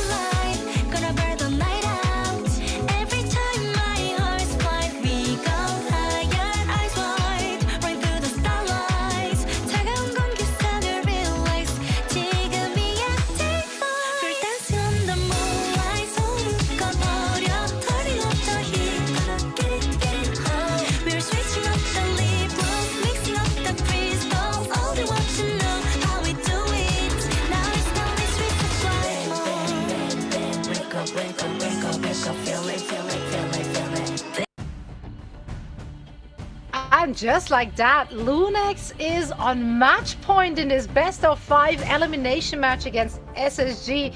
So this is where we ended last time around, right? It was a 2-0 victory for LuneX, but now SSG has to dig deep. Let's talk about how LuneX got it done, because it's not like SSG played like woefully bad or anything, right? It was like little target fire that wasn't there. Maybe a few of the picks we're not quite agreeing with. I think you both pointed out to Angela that you just didn't really see the value in it right there. Is there anything obvious they need to clean up in order to bring it back here? I think just to, like, I feel like when we saw EMEA, we saw these teams that were really good. It's obviously map dependent stuff, but I feel like we need to get rid of the cloak and dagger even. That could be a last potential fourth ban. I mean, I like the shout of Venom that you brought up earlier, Shib, if you want to go into that too. I think one of these decisions just has to be made to give them an edge. Yeah, I just think the pressure that is being applied, and I honestly do think that the strat line of the side of Silent Blaze and Logan in that map particularly was a win condition for sure. But outside of that, I will say that the pressure that's applied from Tones and Iffy, they really, outside of the group that's being played on point 1, which they almost didn't push through point 1, right? But once they go to their comfort picks after that, they have that Venom, that Van Pool. The backline is struggling to stay healthy. Like, it's not necessarily that they're going down a bunch of times, but they are constantly just playing their own life. They can't look forward, and that is a problem. If you can't get on top of things like Iffy, who's absolutely on the back line 24/7, 11 finals there. You can't look forward to your own vanguards. Like Blur was 8-8 because he couldn't stay up. He couldn't provide enough pressure because no one was able to heal him because they're just constantly being dove on. It's just a really difficult comp to push through. It seems so relentless, right? With the vanguards and the backline constantly, and then obviously having Rita's being so flexible, like switching over to the Daredevil again, like just wreaking havoc there. Everything seems to be clicking. They're winning neutral fights. They're winning everything, really. So this is difficult for SSG to really like hone in on a focus in a ban phase, because they have heavily once again focused on the backline, right? They have been focusing on the strategist bans. I think that's like, it's almost working, but like I said, I think they just need to, well, first of all, not give Elsa to Ritas. Yeah, like you said, Zoe, like that guy's just nasty on it. Can't really give any team Elsa, it seems like. I feel like if we look at the stats, it's got to be 80+% win rate, and obviously it depends on per team, but the Gambit stuff, maybe it's not necessarily going to, I'm not going to say it's falling off, but like specifically once you get rid of that rogue team up, once you maybe force them onto the mag, because the mag team up is good still, but not as strong probably. It's not as obviously OP as like maybe the Elsa stuff is, and especially if you're not going to play Mantis alongside the Phoenix, which gets the damage boost. I'm just not as big of a fan as what they're doing. Like I said, we saw in EU they would ban out like Cloak and Dagger sometimes at the very end, and I think that might be a good play considering Silent Blaze. He's shown a lot of very good Cloak and Dagger play, a lot of good White Fox gameplay, but obviously Logan's playing a lot of the White Fox, and then on the Jeff, Silent Blaze is doing good. So I just think maybe focusing on one of those two heroes would really benefit the side of SSG and would result in potentially coming back. It looks like you can't ban out their backline too, right, guys? Like, I mean, like the backline still gets MVP. Logan MVPs that, and I also think as a team, their whole side is doing a great job of marking Nectar. Like, Nectar has been heavily struggling in these matchups and getting KO'd a ton. I think there's just a great emphasis on tracking Nectar, who's trying to play. It's really difficult to play Psylocke into a team that's not afraid to play Loki and also DD that can track you, and they are absolutely taking advantage of that. Yeah, I mean, at this point, like, what haven't they tried, right? Like, now I guess you have to focus on banning out the Vanguards, but there's so much flexibility there as well between Iffy and Tones. They've been showing us that they can basically play it all, right? So, yeah, this is an uphill battle for SSG, which are finding themselves in this position to, I believe, most people surprised. I think most people would have picked SSG for this one, and they did expect them to just, like, move on. And then I think LuneX has still been, like, kind of just not laughed at, but smiled at, I guess. Like, oh, it might have been a fluke. Maybe, like, other teams just didn't show up on match day. But, like, I think they're really proving right now that they're the real deal. They are, man. Like, this team is so good. We're going to Midtown next, by the way, and I think it was either between Midtown or like maybe Museum of Contemplation when we go to another convoy map. But this is obviously the last map in our pool that we could pick from. In the first 3 games, you start on Domination. You could choose between Convoy and Convergence. They chose Convergence in Central Park, did not win. Now we're going to Convoy on Midtown, their last sort of diverse map pick now. And they've done well on this map, right, Zoe? Like, I feel like this team can be good here.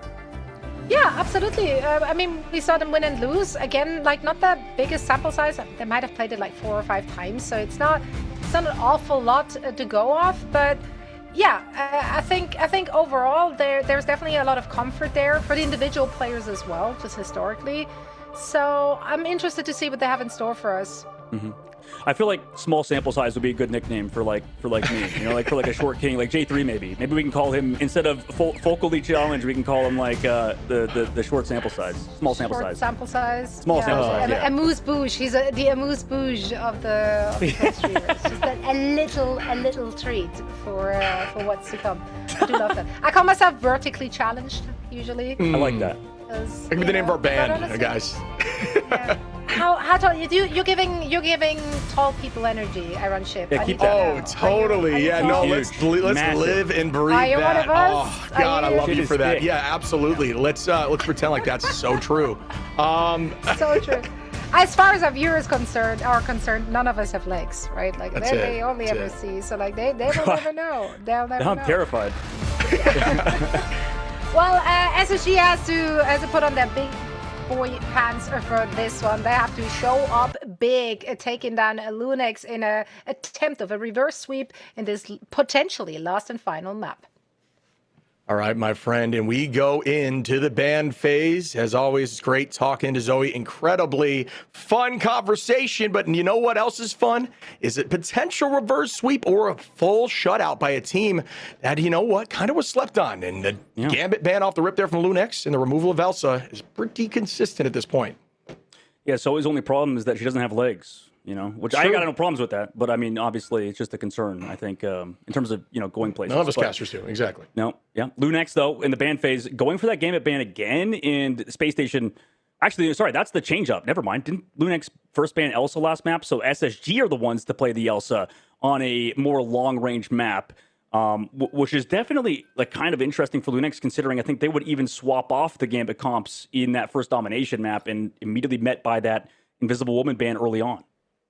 Yeah, this is going to be a change here for sure. I'm wondering, you know, it all depends on what they've seen in scrims and, you know, their comfort map choice. And this has the potential to see some triple comps, triple Vanguard. It's been typically triple Vanguard, 1 duelist, 2 strats. But, you know, you run that when you have the Elsa available. So we can see what SSG wants to do when they're defending. We'll look at what LuneX elects to do in a moment. But the idea for SSG is have a spawn break composition. Every team has one. I always look forward to looking what they are, seeing what they are. But I'm excited as we are starting up again, back against the wall here for SSG. We have seen teams step up in these moments, and we've seen teams that squander them. LuneX, you know, after day one, kind of looked like a team that squandered them, but they look insane right now, and they are going to be able to play that rogue with the Gambit, and that's exciting as well. Yeah, why did they immediately go? I mean, I understand Invis is a super strong hero. A lot of people think that character needs to get permabanned. Space Station Gaming look like they kind of are reacting more to what LuneX are doing instead of thinking about what to do against specific compositions. Because it's like you said, and we've seen tones pop up before on the rogue, especially with the Gambit team up. Does feel like a small mistake in that regard, but they're immediately going to go for that Star-Lord band at the very end. I think, I mean, it can be good, but we still allow tank pull to get through and stuff. Like, I think you can counter with other regards, other means. But still, I think you mentioned at the beginning, like, LuneX's ban phase looking good so far. I mean, the only downside is they did get that Elsa through, and that could be the nail and coffin off the rip, as we've seen in the past. But Wolverine protect at the very end for SSG in case there's some Groot stuff that I know that you've pointed out before. Yeah, I think Groot, you know, hasn't really been removed completely from the very top level meta. I think Groot is such a problem and can take so much space and shut down a lot of LOSs, especially if you try to run, you know, some more unique compositions. If you don't have heavy wall break, teams will struggle, but you can exploit it, like you're saying, with things like the Wolverine as an answer. We're going to, and in general, against triple Vanguard comps, it's always a good option. Iron Fist, we've seen in the past as a decent option with percent-based damage, but Wolverine in the recent changes has just had a leg up. But here we go, folks. LuneX on defense first.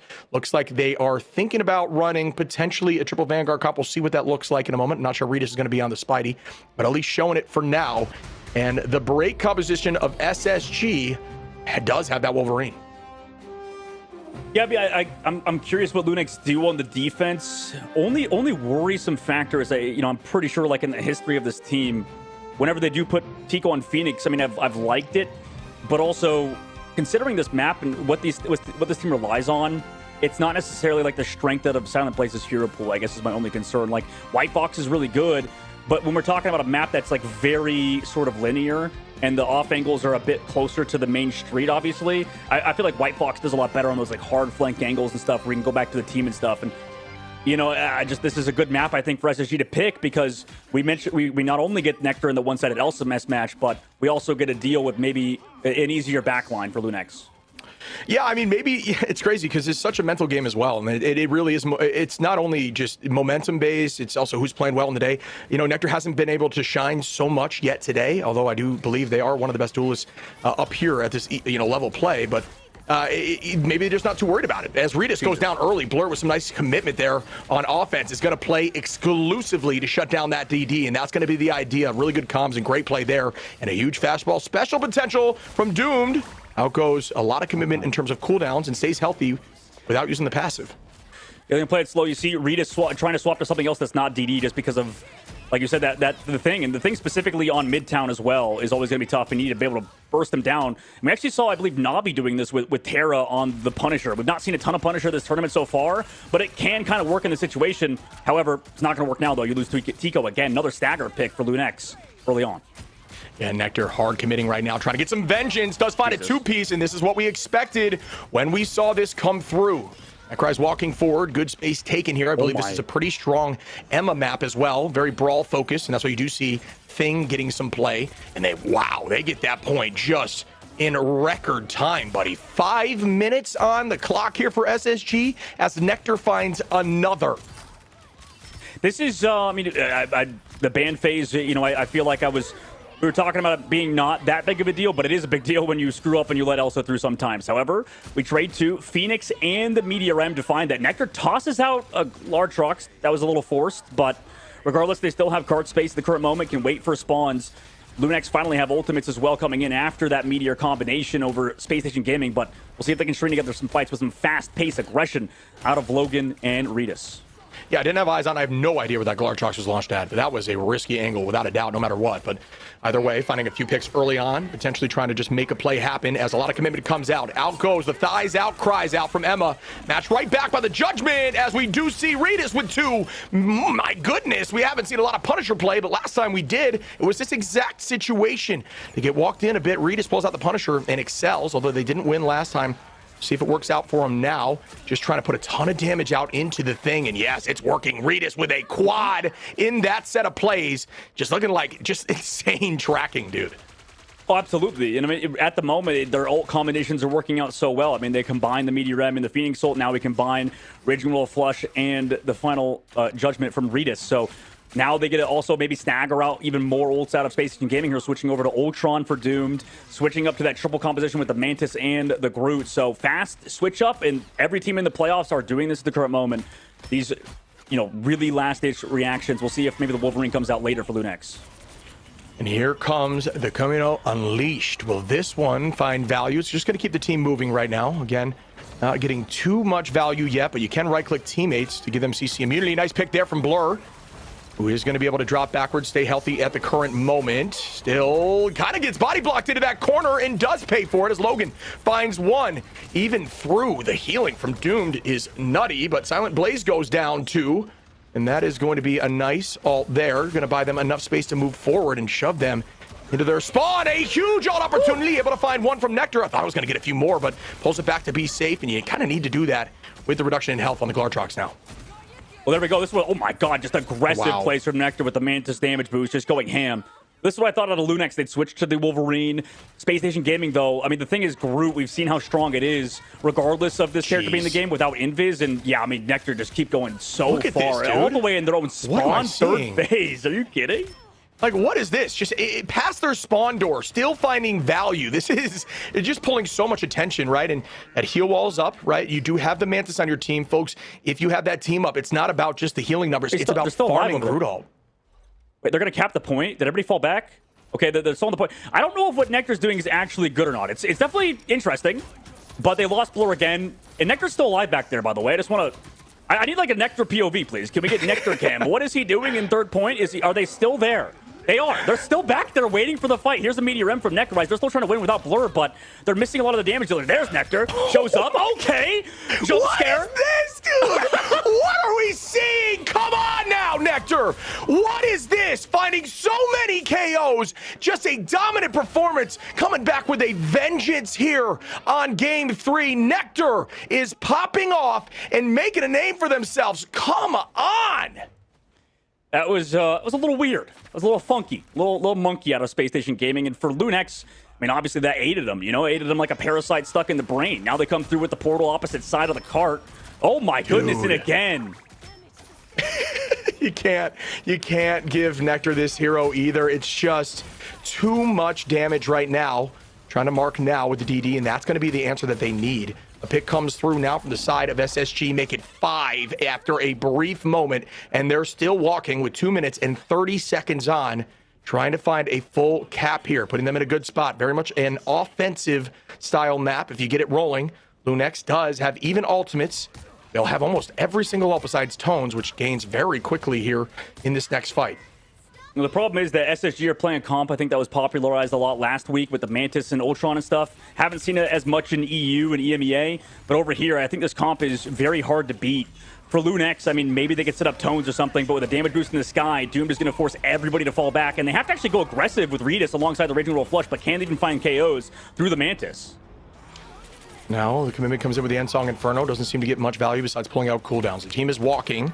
You should see a decent Strangling Prison opportunity here after all this gets used.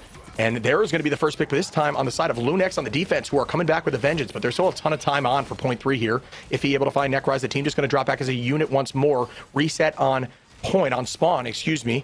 But we will see Tones have an availability in terms of ultimate. If that's able to land right now and not be caught by Necrise, who's very close to that Meteor M, which is a decent answer. As soon as you see a group being a little more aggro, you know to hover that Q button and try to eat that ultimate with your Meteor M and get a 2-for-1 situation. We'll see if that works here in this fight. But if Tones can land it, could be a huge problem. Well, I wonder if they're going to try to sync up Tico and Iffy's ults, but there's the Groodle, like you said. Here comes the Meteor M, so no, both Meteor M's match each other in the sky. Oh! LeBron James against LeBron James. Necrorise takes Iffy down out of the sky. Interesting mirror matchup. Works out for the side of SSG. Now 50 seconds left to go. Come on, that is a huge land and a clutch moment right there. Just taking and still owning the space. Now Blur has the opportunity to land a Strangling Prison, does that right after breaking that Ironwood wall. Knew it would be worth it at that moment, but it isn't because there's just a huge return to the Raging Royal Flush to cleanse that CC and get them walking 40 seconds. And a dream right now for the attacking side of SSG. Committing that Rage of Ultron maybe just a little bit too later. You know, a little too greedy as Nectar falls. Tones gets another. And now LuneX are stepping back heavy and do have Endsong Inferno soon to have to let the devil out and Kamiho Unleashed. I think this Gambit is also starting to show up on this third phase. The pace of play is definitely upped by them. And SSG, like you said, having ult soon, but now here's an aggressive play on the opposite side. Here comes the Phoenix ult. Gets deleted out of the sky, though, luckily for them. But regardless, they lose Blur early on. And here's that White Fox in your back line. You do have Mantis to at least sustain and draw out this fight a little bit longer towards the cart. But you have to switch to full stall. Nectar does get Redis at the very least. That's so much damage gone. Tone tries to drop out a Strangling Prison. There's bubbles here, but it's 2 strategists. Are they still alive? The answer is actually yes. Iffy inside the plays goes down. Necrise, that was dirty too. Some great tracking there. Month and Doomed able to find 2 more. OT now, folks. A lot of ults going to be available here for LuneX, or excuse me, for SSG. And yes, this is going to be a stagger fest. I do believe odds are very much in their favor to push all the way, and they do. They can't even touch there with the Venom, who was right next to the point.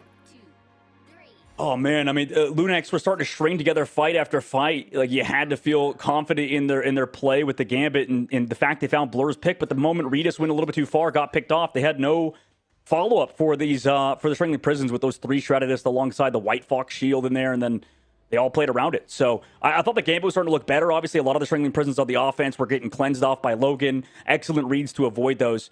But regardless, job got done from the side of Space Station Gaming, who switched over to defense now after a grueling first attack ship because of what we saw Nectar do with the damage boost throughout first and second phase. And here's the weird dichotomy about what's about to happen. SSG pushes it the whole way. But you know what just seems to happen on ladder, buddy, is you get confident. You're like, all right, we just need to stop him before point 3. You play a little bit on your heels, and next thing you know, we're in overtime. And this seems to happen time and time again. And I'm looking forward to seeing if LuneX can make that work. I do think Rogue just typically plays more to her strengths on offense, because you can press W a little more, get on top of those strat lines, use that Heartbreaker to pull some of that strat cooldown in terms of, or ultimate charge, I should say. And you get more value out of it. So we'll see if that is the case. But as I'm saying that, no, the switch up from Tones is just going to be for Rocket for the brief moment to give everyone the jump pack that they need. But we'll be going back to that Rogue shortly. But we'll see if it works out for them on the offensive side. Yeah, it should. But Silent Blaze going back over to the White Fox for the attacking side. And like you mentioned, Chip, I mean, they can control these off angles a little bit more. But right now, I think SSG's comp is just solid at dealing with most things, unless Doom doesn't, like you said, take advantage of this in the sky. You know, have perfect ults kind of also to bait out other strat ults in the opposite side, maybe even to find KOs with a damage boost. So I'd like to see a little bit more of him and Month on this defensive hold. I'm with you there, buddy. As the fight begins now, holding around the bend a little bit. You see sometimes teams holding a little bit tighter to try to play around that cover, but instead they're going to be driven back quickly towards the ambulance. A lot of teams try to run these triple comps, hold inside that doorway, and then have a second fight here at the ambulance, but things have vastly changed here in the preseason. Nice. I'm not sure just due to meta if that's why, but they always seem to take this fight more close to the ambulance and making it a 2-fight location instead of a guaranteed 3. But it just is the way the cookie crumbles right now. Alt charge going to be up here for LuneX as Logan is very close to ultimate right now off the rip. I mean, like I said, the teamwork, the synergy, especially when they play White Fox, help Tico to control the off angles. Okay, Tones gets frozen, though. On the low ground to Fidel. Excellent job freezing him. Gambit, Gambit never folds. That's a fold straight. He folded. That's going to be police report. His body is going to be taped up. So excellent work from SSG.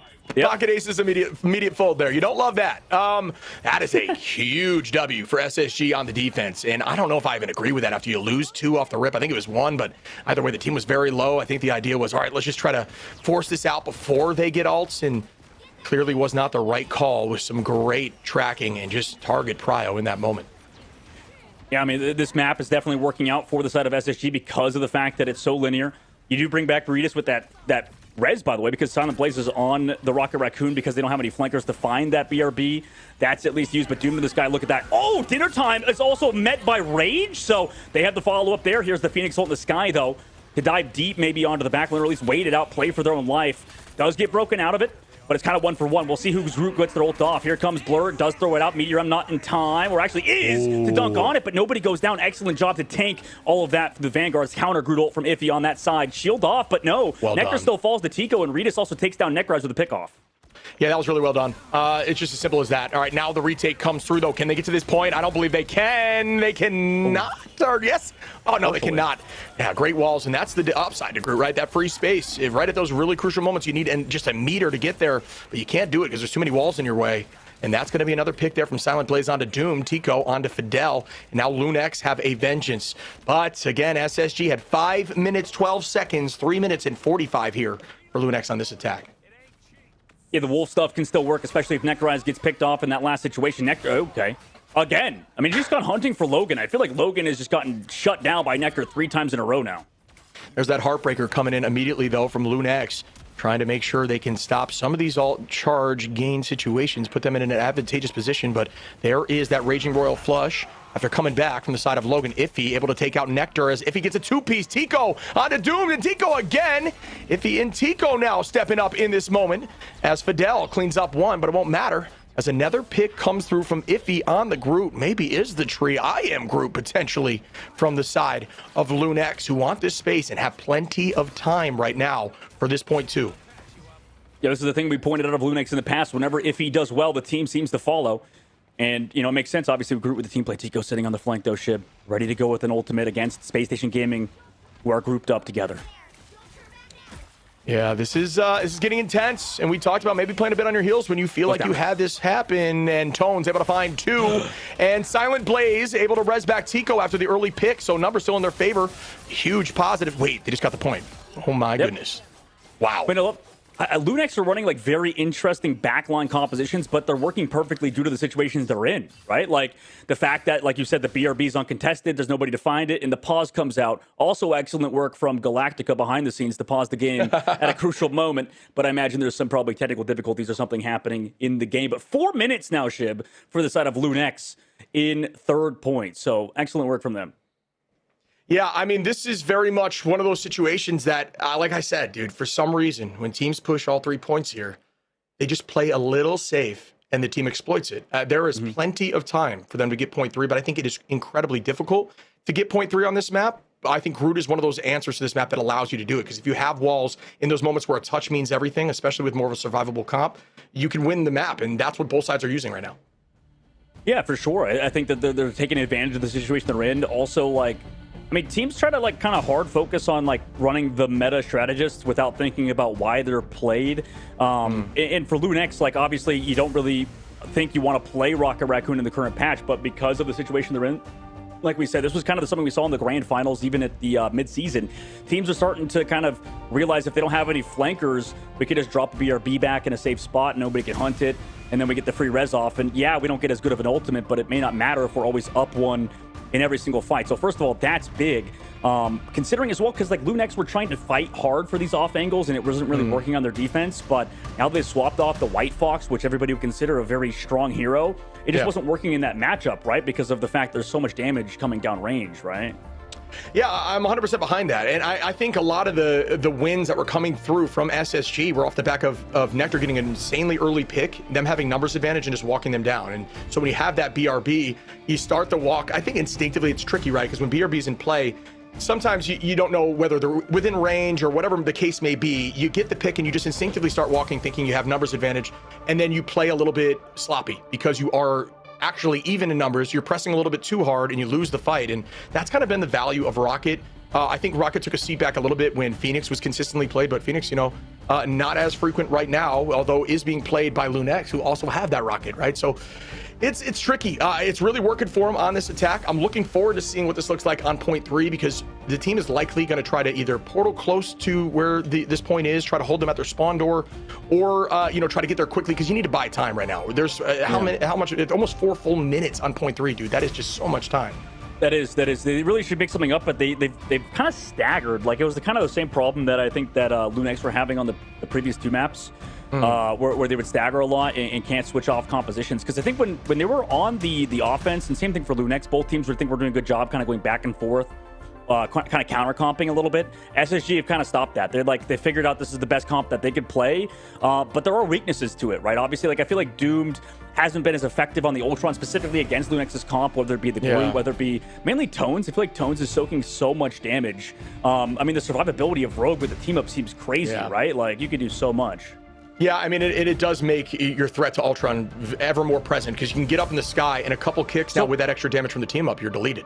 Well, what's like the best, like, maybe rogue counter that we could see out of the side of SSG in your opinion, Shib? Like, do we go back to the Thing even instead of the Groot, or do you think that's too big of a swap up because he's been doing well on Groot? It's tricky, right? Because, like, you know, you want to, it's essentially like a dive brawl, like a rush style hero. So you think like, oh, maybe Emma, maybe Thing, but she has a ton of movement, and if you're playing properly, you can. What's that? Maybe Hulk. Yeah, Hulk's not horrendous either. Yeah, it's similar to like how you'd mark Cap with Hulk. I think Cap actually struggles into a good Hulk, because you can really trace down, exile in those moments and keep the pressure on. But it's, you know, is that comfortable for your team, right? That's where things get dicey, and that's why we always say the teams that have the most flexibility typically are the teams that excel in this current meta, because there is so much viable heroes to play, so many viable heroes to play. Absolutely. There's a lot of decisions, and you kind of almost get overwhelmed in terms of the decisions you have to do, right? Like, that's the tough part for a lot of these squads, but, you know, the most flexible teams seem to have the most success. We're getting back into it. Apologies for the Yap session, but we're going to keep going with the Yap session, actually, because it's 3 minutes and 45 seconds left in third phase, like you said, Shib, and this is SGSG's tournament. Life on the line. Obviously, if they stop LuneX here, they'll feel much more grateful instead of having to switch back and forth yet again on offense and defense. Yeah, they need the momentum here. And right now the momentum's right back into LuneX, who have taken the advice of yesterday, getting that confidence back and clutching up in moments where they've been dicey. And they are making it work. If he finds one, Doomed, another onto Tones there. Look at this space that's happening instantaneously, dude. That's going to be a pick, but they're getting so much room. They're not being able to be held at that spawn door. Their first fight's going to be around the first bend, but you know, this is a time, yeah, now they're going to move them forward. They're going to gap this point, allow it to slowly move backwards, and take the fight right here around this natural cover by the spawn door. It's tricky. This is that lane that certain heroes really do excel at, including things like the Groot on defense from Blur. There is a ton of ults available here for SSG, but the problem is going to be that Logan combination with Regis, which could be massive here with that huge Wolverine play. Let's see if it happens right now. They go in with it immediately. The switch up, and there's that Groot ultimate. Oh my goodness, that was it eaten or just hit the Luna in that fight? So excellent job from the team, regardless, not get hit by it. Here comes Tones into the back line with the ultimate, does get shut down immediately. In the switch up, and with Doom going over to the Phoenix, panned out for them so far, with Month also switching off of the Mantis. And here we go once more. Month does have ult available. Out goes that Sia. Ending with the End Song Inferno, a decent combination. Nectar able to find, look at this positioning, by the way.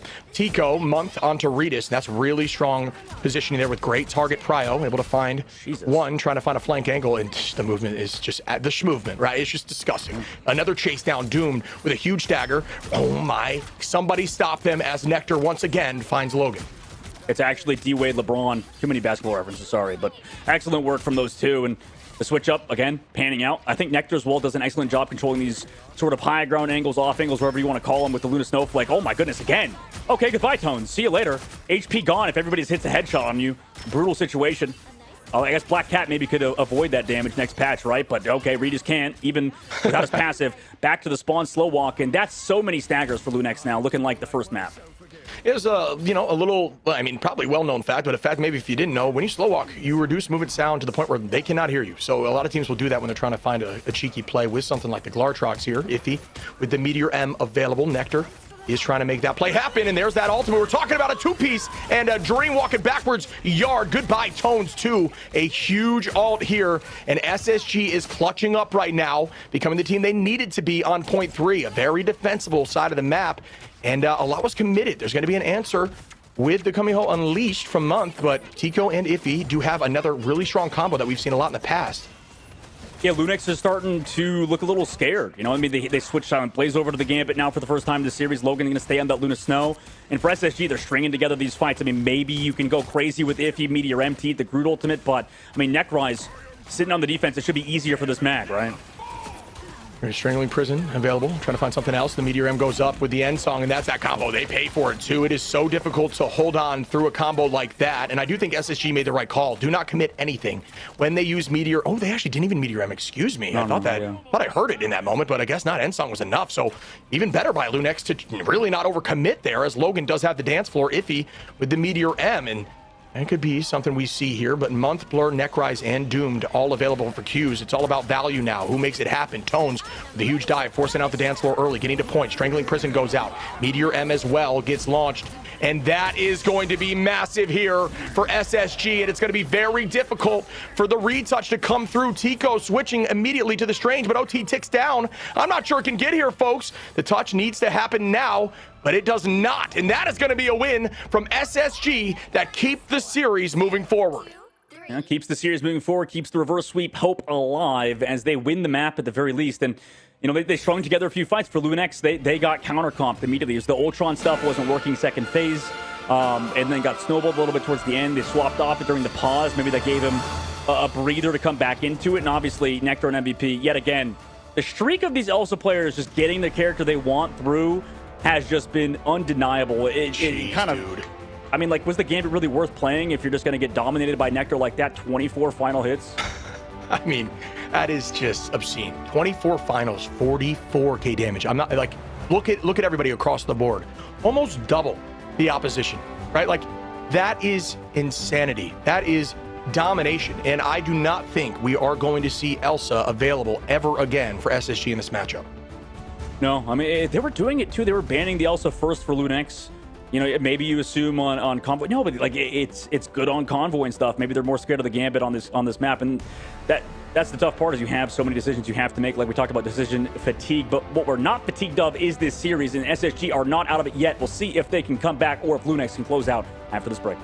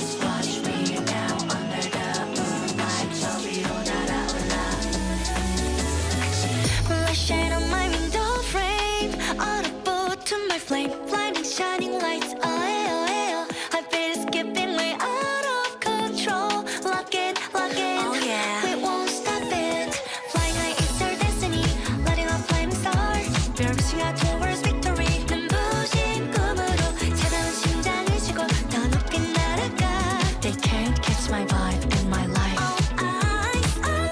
We're dancing under moonlight 손 묶어버려 Turning up the heat Get it We're switching up the lip gloss Mixing up the crystals All they want to know how we do it Now it's time we switch to flight mode Yeah 차올라 내 눈빛 봐 불부터 나 ready now 떨림이 번져가 이 밤 위로 올라타 거침없이 난다 겁없이 뛰어가 flight mode Be free shining flying higher Feel the spark of flight mode 우리 하늘 위로 더 rise up 사라져 fade away moonlight Gonna burn the night out Every time my heart's flight we go higher eyes wide Right through the starlights 차가운 공기선을 relax 지금이야 take flight We're dancing on the moonlight 손 묶어버려 Turning up the heat Get it We're switching up the lip gloss Mixing up the crystals All they want to know how we do it Now it's time we switch to flight mode Wake up, wake up, wake up, wake up Feel it, feel it, feel it, feel it This And now we got a series on our hands. Welcome back, everyone. Zoe here, joined by Dogman and I Run Ship. And let's break down how SSG pulled this one back. We definitely saw some changes being made compositionally for them as well. And they came quick at the very end there as well. So I think the adaptations from SSG are really starting to come through. I like the game plan they had heading into this map. I mean, they figured it out, right? I think towards the third phase and every map they were making adjustments. That's what we want to see out of these top teams right now, right? Is not to be stagnant, correct? Yeah, 100% agreed. I mean, honestly, right there, I think, you know, we saw a lot of clean play from Nectar. The whole team definitely locked in more so. Necrise looked great, even on the Magneto at the end there. Saw a little more traditional stuff, but we are going back to Dom, right? And I think LuneX looked really good on Dom. I think their versatility and composition maybe has been a little more versatile and more successful in that versatility. So I'm looking forward to seeing if the bounce back from SSG is enough.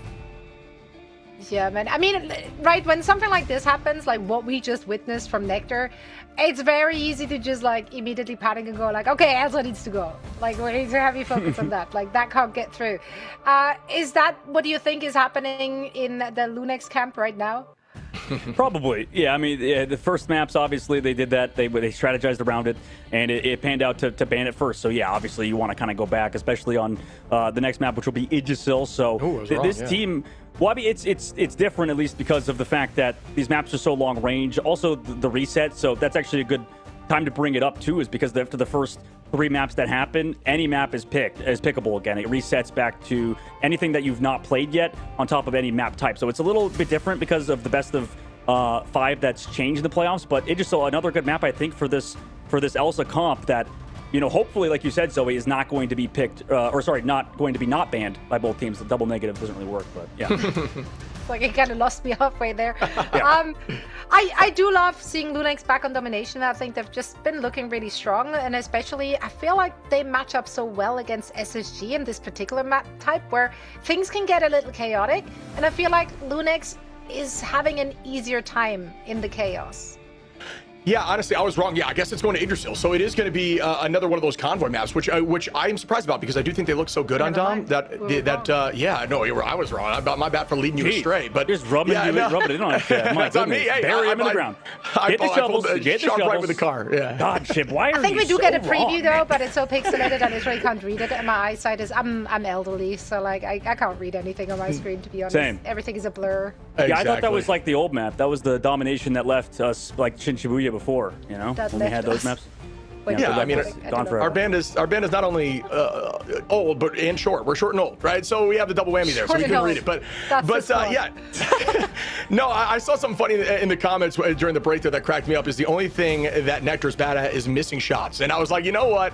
I do want to see if that still comes true here on Yggdrasil, because I think that, you know, we saw a lot of success from Nectar on the Elsa, but we didn't really get to see a lot of success with the Psylocke. They did a great job marking Nectar in that moment, so maybe we see more Phoenix play, more hit scan play. I think Yggdrasil is a decent Wolverine map too. There's a lot of potential here, and I personally, my favorite map out of all of them, little OG callback there, because because this map's been around forever, but I'm looking forward to seeing what they elect to run. This is also one of those maps you can run these weird triple hold comps on.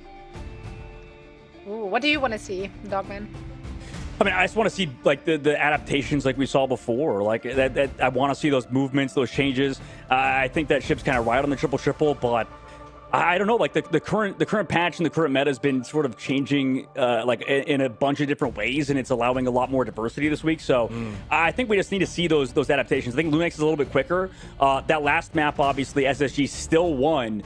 But towards the end, it's just that goes back to the ban phase. Like, I feel like when we talked about Elsa being so dominant, that's the only character that I really would just, like, not want to play against. And I think it's totally fair, especially against the good Elsas. It just feels like the ban phase, you can't really make too many mistakes besides letting Elsa through. The Gambit, I can kind of live with a little bit, but not that character. Well, we'll find out what the teams have in store for us on this next map very soon. I find it interesting that you said that the ban phase is, like, open and like there's a lot of different possibilities. When we talked yesterday to Liquid Citadel after their victory, and they kind of just answered with a, you know, like everyone bans the same thing, and therefore we only need to play like a small handful of comps. And we don't really need to stretch ourselves. So, like, I guess it's different for each of those teams. Now, the bans are ready, and so are we. It is still match point for LuneX, which are playing on their map pick of Yggdrasil on Convoy. Guys, please take it away. All right, the double Elsa off the rip, buddy. If I put money on it, I guarantee you I would have said that would be the case. As we see the lock-in of Invis, this is something that's been way more prevalent over just this ending here of the preseason. You know, just such a strong hero. It's had some success, and it hasn't worked out a few times, so it's definitely still up for debate. But the lockout, goodbye to Gambit after that, and the lock-in of Gambit, I think is a smart play. But again, what do I know? It worked last time when the opposition didn't have it. Yeah, that is interesting. I mean, we'll kind of figure out as the time goes on if the Gambit really is that good, because I know that there was a lot of heavy reactions after the 20% ult change nerf that happened. You know, characters like, well, Loki and Invis were prioritized as well after that. We have the Wolverine ban because we want to play the Groot on the opposite of SSG. But yeah, I mean, I feel like the Gambit stuff, I mean, kind of maybe like going back to, remember WAV? You know, back in the day, obviously used to play for Reason Gaming. I think got kicked last second after the tournament started. But WAV, I think, was like, yeah, Gambit's like dead now. Like, Gambit's not as good anymore. But, you know, teams obviously disagreed with that kind of overall. But it does seem like, at least for Elsa, it's been a perma pick. And for Gambit, maybe not as much, because we've seen teams also prioritize that Mantis Protect that comes out. Yeah, I mean, Mantis just enables so many different compositions, and I think it's tough because it depends on what you're willing to run. I feel like we haven't seen nearly as much of that, you know, more dive-focused stuff that plays well with the Mantis. While you have like a single duelist, triple backline, enabling something like an Ultron. Haven't seen as much success with that from SSG. They found more success when they switched off that comp at the end there. But that being said, I do think it's still very much a threat, and it is going to be locked in as well by LuneX. All right, so some potential Mantis or not, but I mean, like for LuneX's side, you know, obviously haven't had as much success off of it, had to swap over off of the Mantis into a 2-2-2 style. But now with this front to back angle, like maybe you have to think about that as well as the Ultron.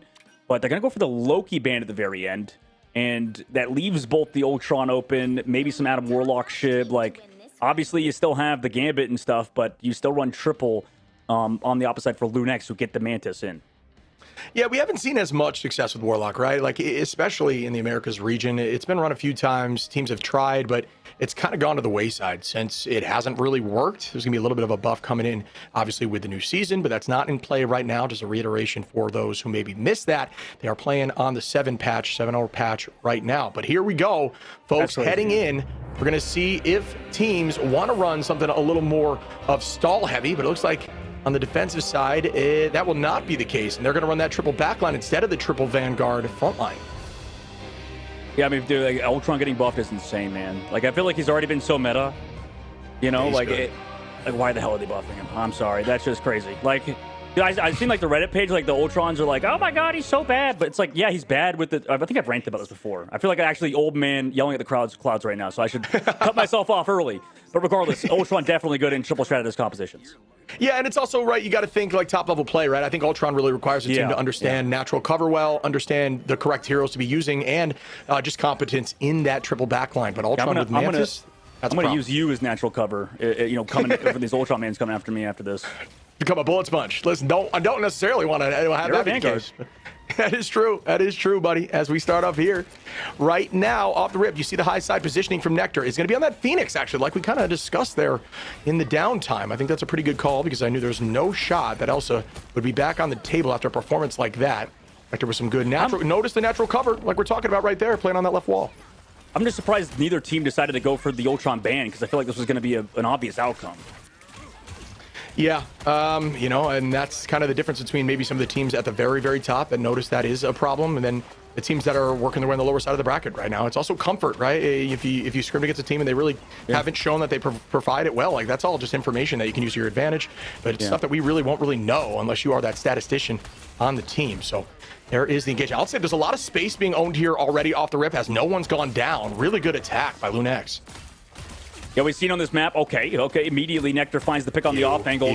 Dude, Nectar is one of the better players at, being gross, first of all, in terms of aim, but obviously controlling off angles. Like, it's just amazing. Maybe Nectar, Delena, these two players have a great understanding about controlling off angles. You know, I think I was watching Light watch back some of the top players in this game. SSG were playing. Nectar was really controlling off angles on Psylocke.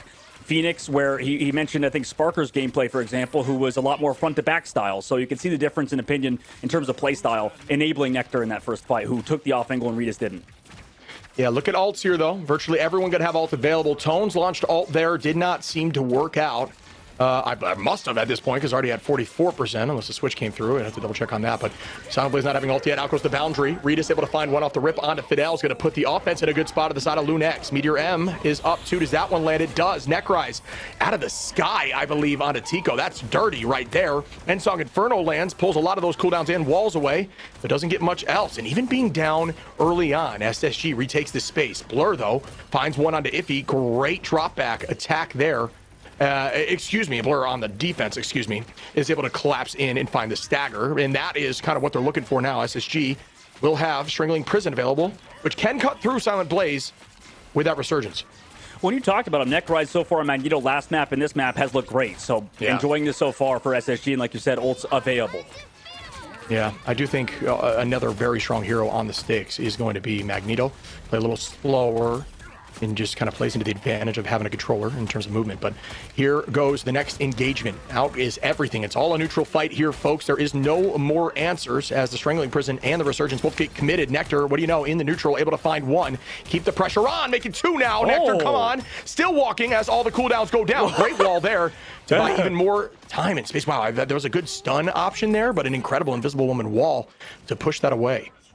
I don't know if Nectar just had lucky POV timings or what. Like, it's just crazy. Shout out Observer. Yeah, for sure. And Nectar, obviously, well known now by everybody watching for how gross they are in terms of aim. But LuneX switch it up. They now go Tones over to the Venom. Obviously, not enjoying just walking straight into the into the Phoenix shots. Wants to be a bit more proactive. But speaking of proactive, here comes Doomed with the Ultron's Rage, met by Invisible Boundary. After going low, hitting the skies, going to come back with full HP. Just kind of provide a little bit of pressure.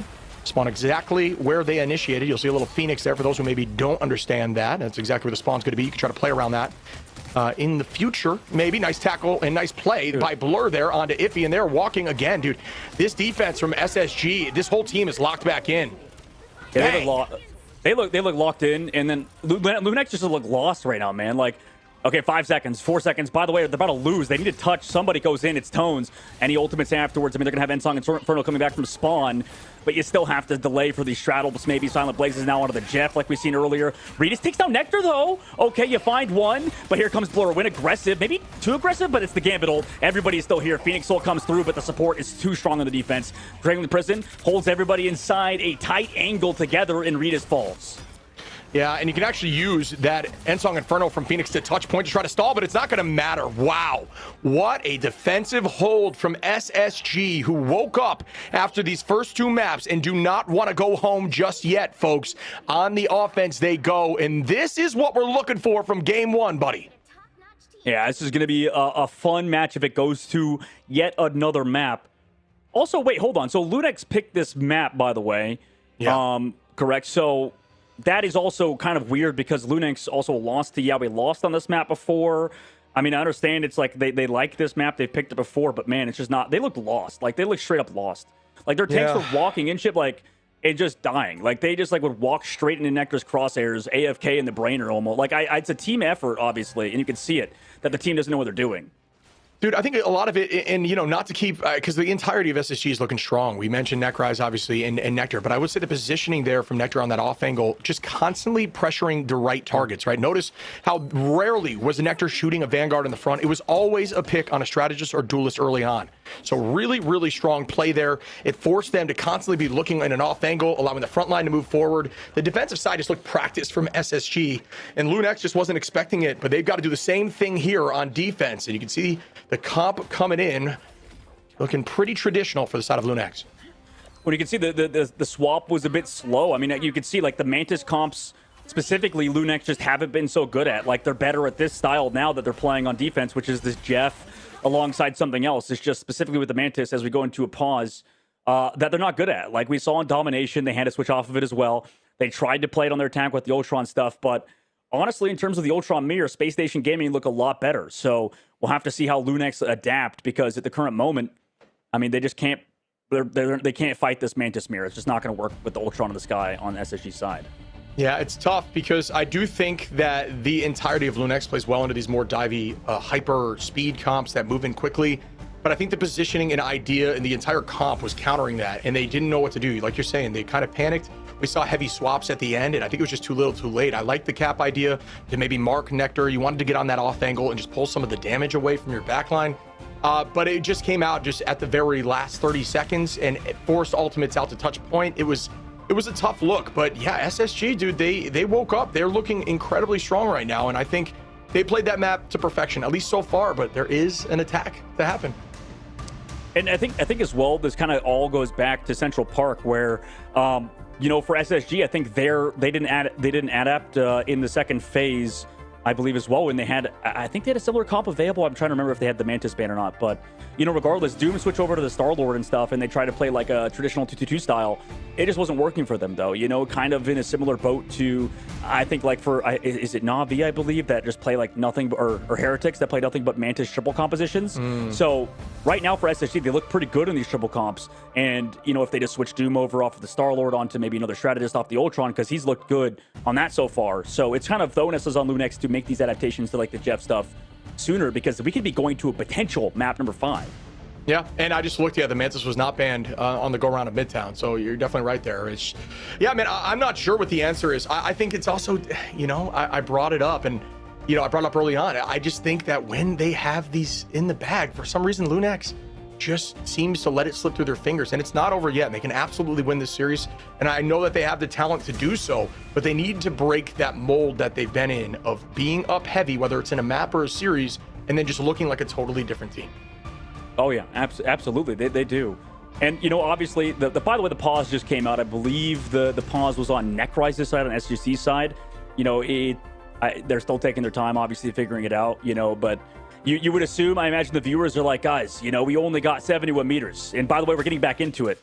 You know, it's like talking about somebody who's balding, you know, just like, let it go, bro. You know, shave it off. You're going to lose this map. Man. Yeah.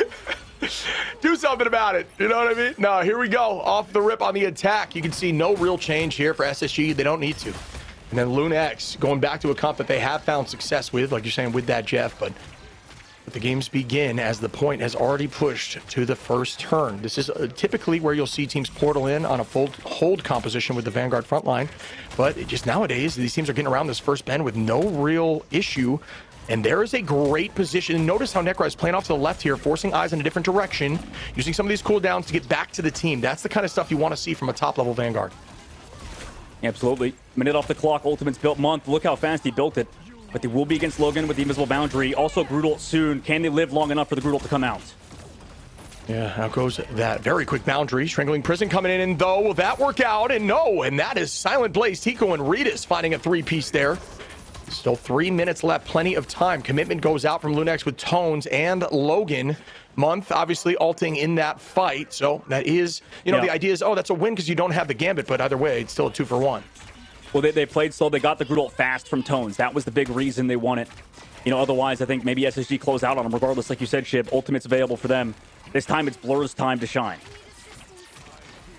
Yeah, and there is a ton of Qs available. Silent Blaze with that It's Jeff is potentially the only answer to a lot of this stuff that's about to happen as Doom starts off right now. Great eat there from the Magneto of Iffy to find Nectar in the backline, and great transition, eating a lot of that damage and finding value. There is a strangling prison that goes out. Meteor M there, bang, Doom find one, Blur another, and that's two, and an Endsong Inferno forced out from Tico without much value. Up for the attacking side of SSG, Doomed with one more, and like you're saying, looking strong on that Ultron right now. Oh, that's huge. But he has to stay cart, though. They have to stay cart because there's nobody else coming in. Oh, Endsong Inferno. Anybody else here to touch with the strength portal? No, it's done. Next map, SSG have won, tying it up. 2-2 ship. And folks, we have ourselves a game 5 here. The bounce back from SSG being massive once more massive than a low taper fade meme, folks, as we are going to see another full series here when their backs are against the wall. Losing team goes home. It's all about this next match. Yeah, I mean, we'll see what the map is, right? That's kind of the big thing. There's so many decisions we have to make. Obviously, the last 5 maps played cannot be picked. We can't go into Convoy. We have to think about a Convergence or Domination. I believe it's kind of spoilers, so we won't talk about it. We'll see what it is later. But obviously, the Ultron stuff, maybe we want to get rid of it. Maybe we want to go to a map Ultron is not as good. We have to think about that later as the reverse sweep is on the line, and LuneX might be a little nervous. I'll see you after this short break.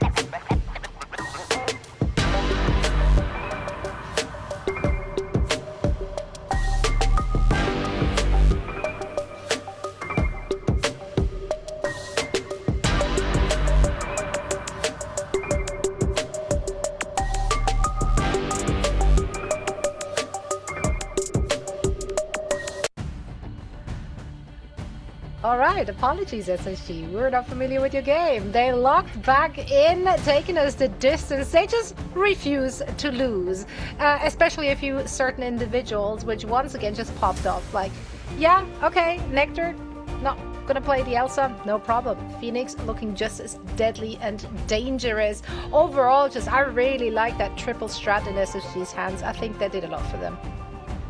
Absolutely. I mean, this is a comp that obviously they're very good at, and we'll see if it keeps moving. I think a lot of these teams identify it definitely as like being really good strat comp players. Like we've seen that in EMEA as well, focusing on a lot of these Mantis comps.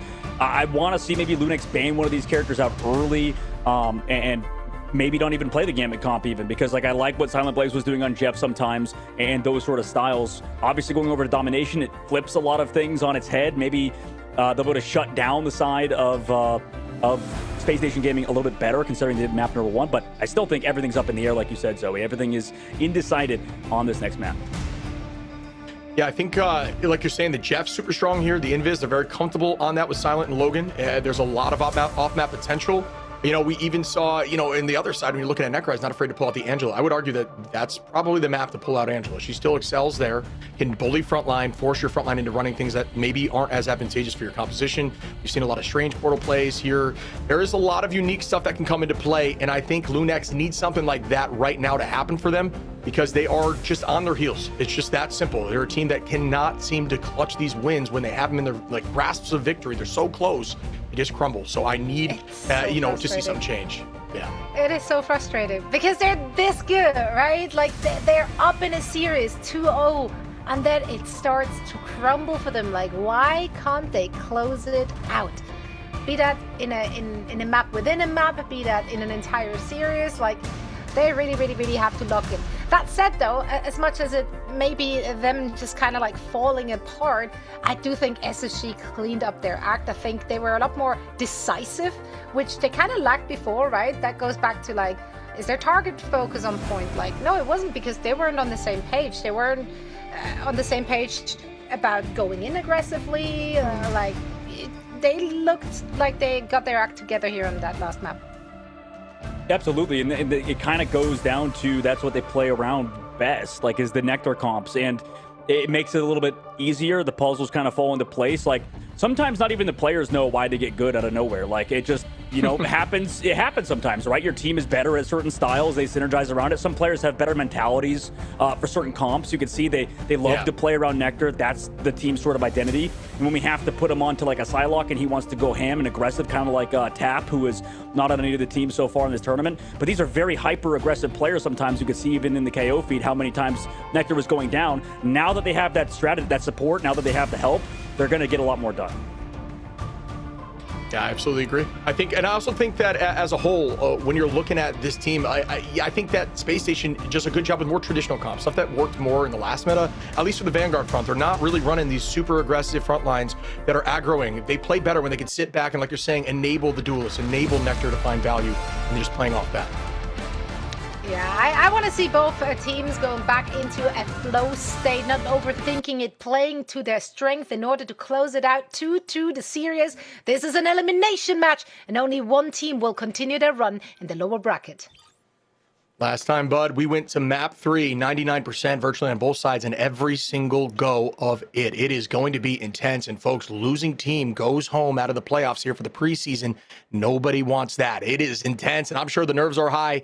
You go from butterflies into bees in the stomach, and you can see the bands go, ooh, they are going to allow the one-sided Elsa matchup here. Hey, maybe this is the time it works. I don't know. I mean, they're going to try to counter a lot of the heroes that can support it, maybe the Mantis and stuff. You know, in SSG, like, what do they want to go at first? Like, do you want to protect the Elsa? I mean, obviously you do, surely, right? So that's going to happen. Then LuneX obviously have the choices behind them. Like, do they want to go for those Loki bans? Do they want to go for the Mantis bans and stuff? Because, I mean, we've seen squads like SSG do well with those compositions. So, you know, with LuneX, they have decisions to make, obviously. I think the Mantis, that's a smart one. They've done well with the Mantis comp so far. At least you remove that. But it is still, like, yeah, you said, Nectar on the Elsa is always a force to be reckoned with. Yeah, but this is where things get tricky, right? And I said I do think LuneX can run these more unique compositions that throw a team for a loop. Yesterday, you like to call it the cheese dog, and I do agree. I think cheese comps can absolutely work, especially in domination. They throw your team for a loop, you get the point early, you stall for as long as possible. It's a 99% situation. You lose one fight, you come back and you win the map. And that's the kind of stuff that can absolutely work. And I think LuneX does that well. But the question is, can they do it well while Nectar is peppering them with the strongest, arguably the strongest hero in this meta? Yeah, it's going to be a decision that LuneX have to make. And you can see, obviously, focusing more towards strategists, trying to get that one-sided invis. I don't know if I whoa. They didn't go for protect. They can go for anything they want now on LuneX's side. And whoever's controlling the band's doomed is fired. No, that's either an ego play, an accidental play, DC. Who knows what has happened? But goodbye to the DD there. And the lock-in of Strange is going to be the case in case they elect to remove Strange, so you don't have that portal back. Yeah, and they get the Invis team up. I mean, also, like, I guess maybe you're like, you can hide some stuff by not going for the protect there. You know, you don't make it obvious what you want to do, what your game plan is after the Elsa and who wants to protect you. It is interesting, though, because, like, I mean, the Jeff stuff is still available alongside Venom. So maybe I was thinking, like you said earlier, that last man Venom could have maybe been good for SSG. Wait, is Doom AFK? Okay, no, he got Jeff at the very end. Okay, interesting. And that's actually a good switch up, though, because of what Silent has been doing. Dude, I love that. I think that's a great play. I think Jeff gets a ton of value here. And Silent, although, you know, early on and on map 1 on Dom, we said, you know, struggled a little bit. That's just due to the comp that they were going against, right? But, you know, it looked dominant, looked really good towards the end, and especially on future maps. So great ban there, in my opinion, for your final ban. I think Strange is another one of those unique ones that could have worked. And you can see if he floating that Strange off rip, and Necry's doing the same. We might see either an early point position, the idea of a kidnap, but I do think it's just going to be all about getting to that point quick.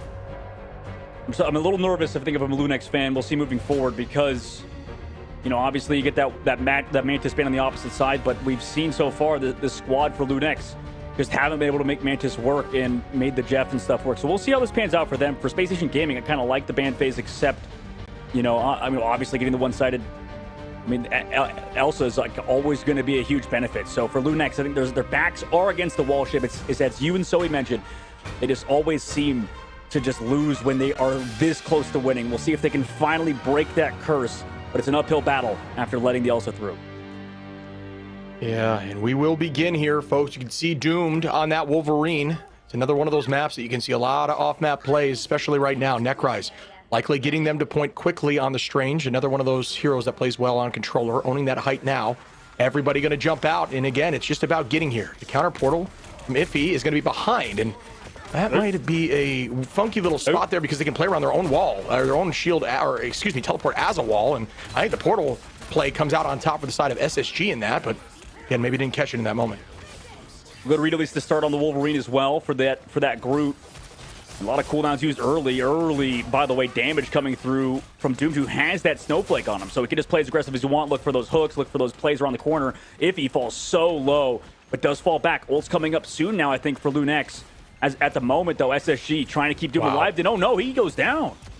Logan, once again, with some strong damage and a great wall to isolate. And again, that isolation didn't allow the Stratch to look forward, and they find value off it as now LuneX are looking up in numbers, trying to get this point, and it will go their way, slowly but surely, as the drop-off goes now. Ooh, Gartrox gets committed, though, as Nectar falls. Redis able to find one, and maybe this banning phase was the way they wanted. They anticipated Nectar on that pick, and it didn't matter, as they will get point, 10% and climbing for the side of LuneX. Yeah, man, I like it so far because they have Redis on that Phoenix compared to was it Tico on the Phoenix on the previous map, and then the Mantis, was it either Silence Blaze or something? But you know, regardless, it's nice to see Redis back on the Phoenix with the hard pocket at the very least. And for Doomed, a little bit too aggressive. Fidel no going to the Cloak and Dagger as they know they want to play this sort of front to back style. But early setup now from SSG on the top left.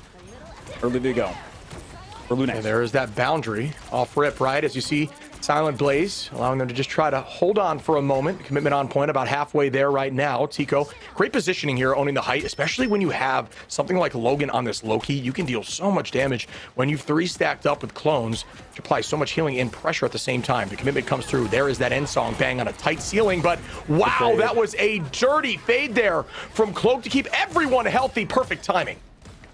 Yeah, excellent timing for sure, and they want to now walk back in once they get cooldowns. Copy comes out on the attack. Month goes first, but afterwards, I mean, they're going to pull them after. Ayabagamoto comes through. Was anybody there even to follow up? So interesting eye as it doesn't catch Month. Month trying to break walls behind. Notice that is always the priority. You don't want Groot to get too much value. Fidel going to copy up, get onto point, and SSG's just trying to stall now. 64% here for LuneX. The Silent Blaze finds one, though. I mean, Silent Blaze finds Doomed. He actually went in with the Wolf ult, too, so that's that ultimate gone. On top of going down, but at least Space Station Gaming are in control of the point. They forced them off for now, regardless, still losing Blur. SSG are forced back once more. Shiv temporarily controlled the point, but it doesn't end up mattering. Large Truck's late again from Nectar. It's deleted yet again. You can see here, teams are fighting, heading towards spawn as much as possible, but LuneX really has control over point at the moment, looking very strong, secure. They're just going to allow it to tick through while they own this space. Really good play right now. On a composition I'd love to see. And you can see the force swap here from Space Station trying to match us a little bit, a little more consistently, but the Mantis value, Mantis stonks are growing here as Redis with some good positioning deals a ton of damage. And once again, wants to head in there with the Ensong Inferno in a brief moment. Here's the Ivok as well. He goes down. Doom falls again. That's the, was it third, fourth time in a row? Doom's been target focused before the fight even begins. Cloak to Lace now, Shib. And, I mean, they're going to have to keep stalling, but how much longer can they stall out at this point without a member of their squad? Tricky right now. Doom's going to get back quickly, but would have been a little faster was the Strange portal, but was very close to ult. Didn't want to commit that. Out goes the Resurgence. Wow, Tico able to find Blur. LuneX are stepping up right now, folks, as another pick comes in from Redis. A third now as a team, as Redis finds two. The stun does not seem to land, and this should be it. It is. Wow, LuneX are going to find that map decidedly, and they want to reverse this situation of them consistently losing these uphill battles.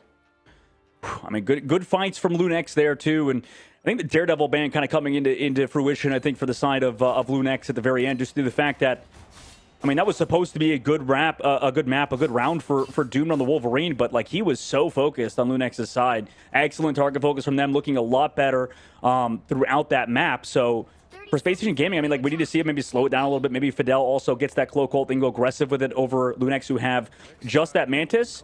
But regardless as well, I mean, you have to deal with that team up with Doctor Strange that we always talked about at the tournament, Shib. Like, they have the full team up with the Mantis alongside it now.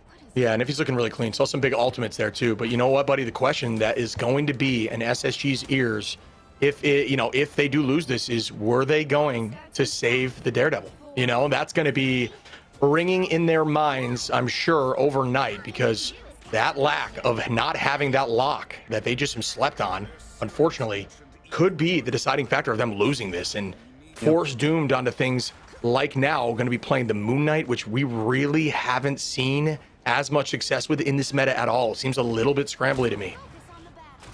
Yeah, I mean, on top of that, like, I just can't believe they also let the Mantis, in hindsight now, the Mantis Invis in Doctor Strange, just because we saw that so good in the past, and also teams at least ban one part of it. But obviously with how LuneX looked on the Mantis earlier, it didn't end up mattering. Okay, Doomed, sure, just take out two on Moon Knight of all things. Psych, I lied. It looks really good. What am I saying? Goodbye. Well done there, Doomed.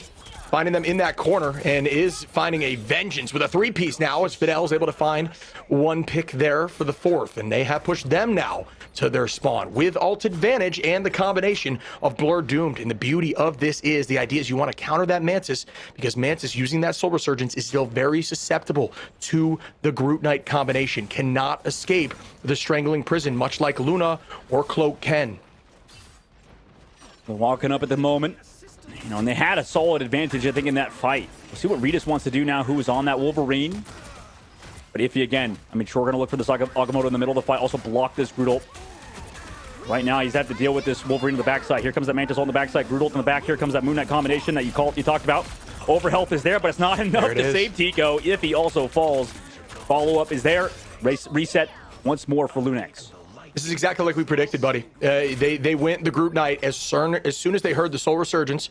Pop that Strangling Prison, goodbye to everybody. You just can't do much about it. If it lands on that Mantis, she theoretically is gone unless you have like a Magneto bubble and a bunch of protection and a ton of focus by the backline, but really difficult to go through Moon Knight as well as just raw outputs of just damage from the auto attacks across the board. So great play there once again by SSG, who are not giving up yet, folks. There's the reverse Strangling Prison. That one's going to find Nectar, who does go down. Rita's going to clean that up quickly. Month copies up here. We'll have the stall potential as Rita finds a two-piece. And there is going to be that walk down with the Eternal Bond. Yeah, are they going to wait it out, though? Because this allows Portal to come through. I would have figured Redis maybe tries to go aggressive for a play to pull him out of the Cloak ult, but he doesn't. Allows them time to come back. So the Moon Knight versus Moon Knight combination, not available, though, because Groots are down. But regardless, Strat ults are going to come out on both sides. Again, Redis gets the pull, so slow play ended up working for LuneX. As Space Station Gaming, their game plan the whole time was the reset.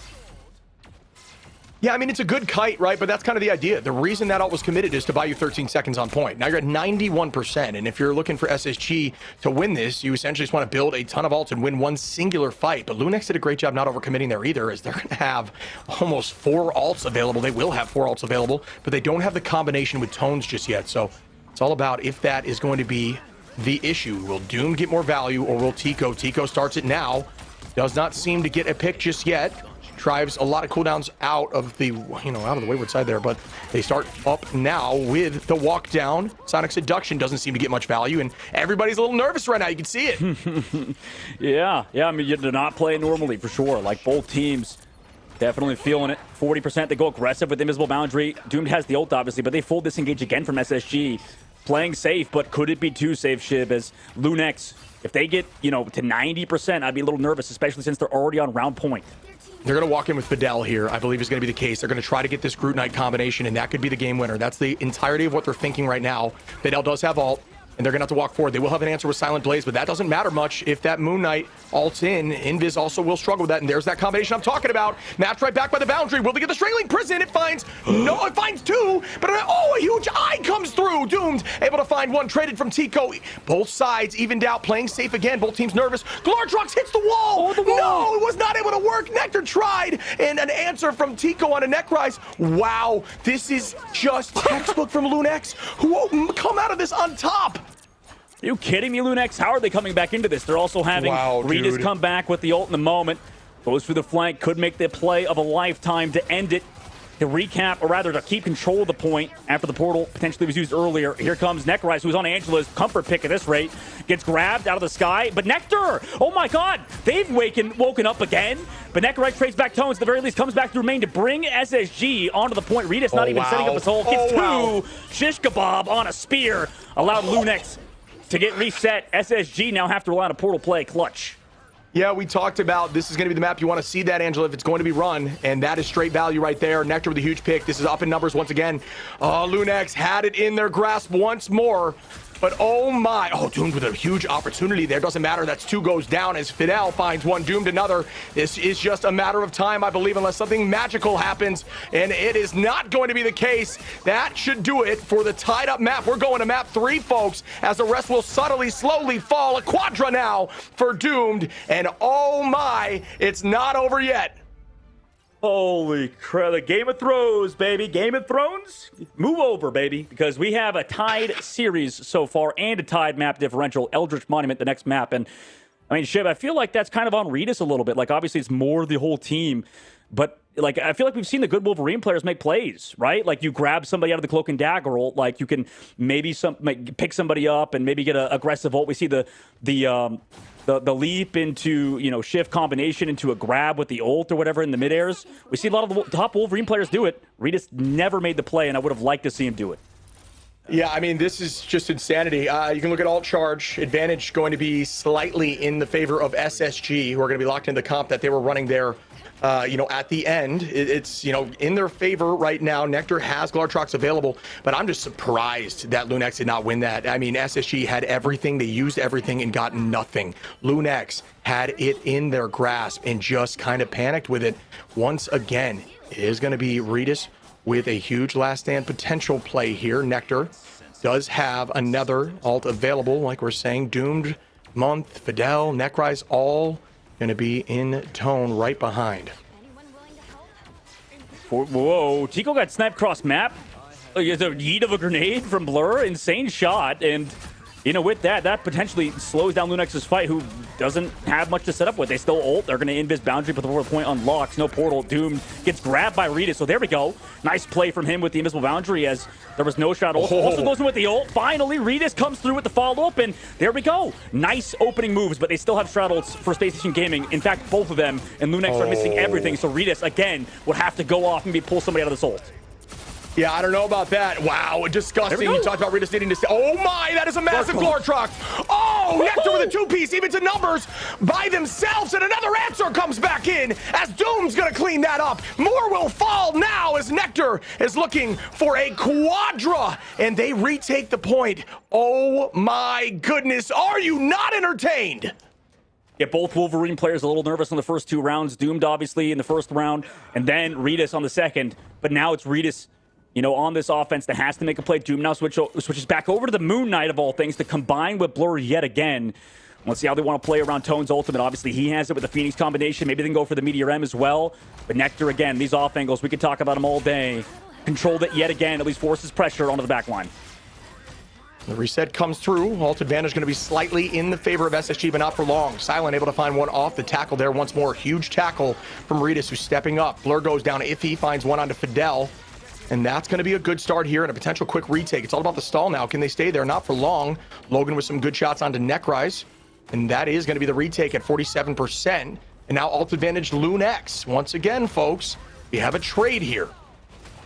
This has been really back and forth, and I think the Invisible Woman Edge is making a big deal in this, obviously, with Silent Blaze being able to pull the other Wolverine if necessary. Doomed obviously switching to Moon Knight because of it, but maybe that's why you'd want Doomed on maybe the Elsa, Nectar onto the Psylocke, or vice versa, like we've seen before out of them, regardless of upcoming fight. So many ults, but it's that huge Groot ult from both sides that is totally available alongside the neutrals out of both duelist players.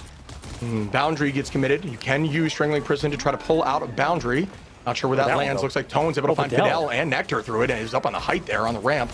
Well played, and that's going to force them to stagger here at 51%. Yeah, excellent play. Nice read and shift of momentum. Necrise falls back. So does Doom. Stagger's maybe coming out. Doom getting hard staggered. Goodbye. They already know he has the Moon Knight ultimate.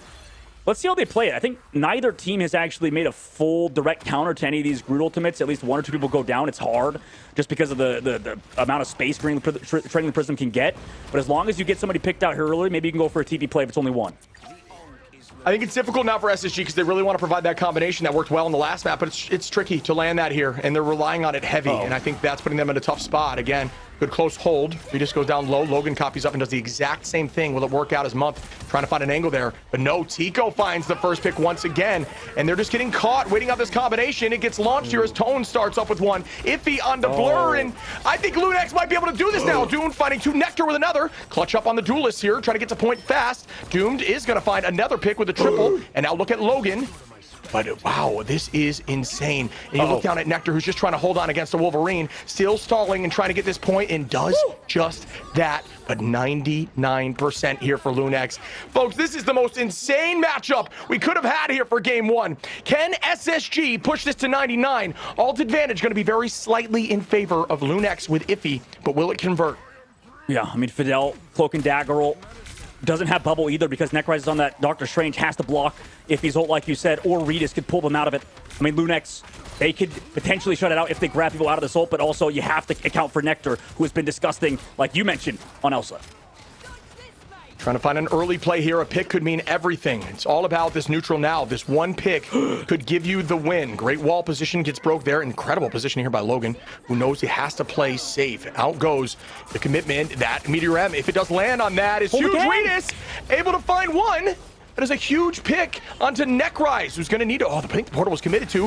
Redis is looking now for a big ult onto Nectar. Tones tries to land it, and it does find one onto Nectar, and this could be it, folks. It is LuneX come out on top and move forward, knocking SSG out of the tournament.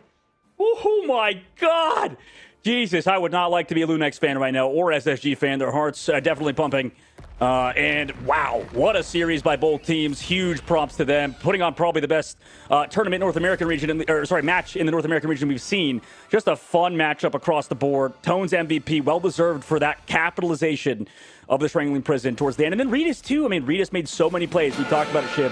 You have to be able to pull people out of Cloak and Dagger if you're a Wolverine player. And then towards the very end was doing it and doing it well. So huge shout out to LuneX. They finally overcome those demons that you and Zoe so beautifully pointed out.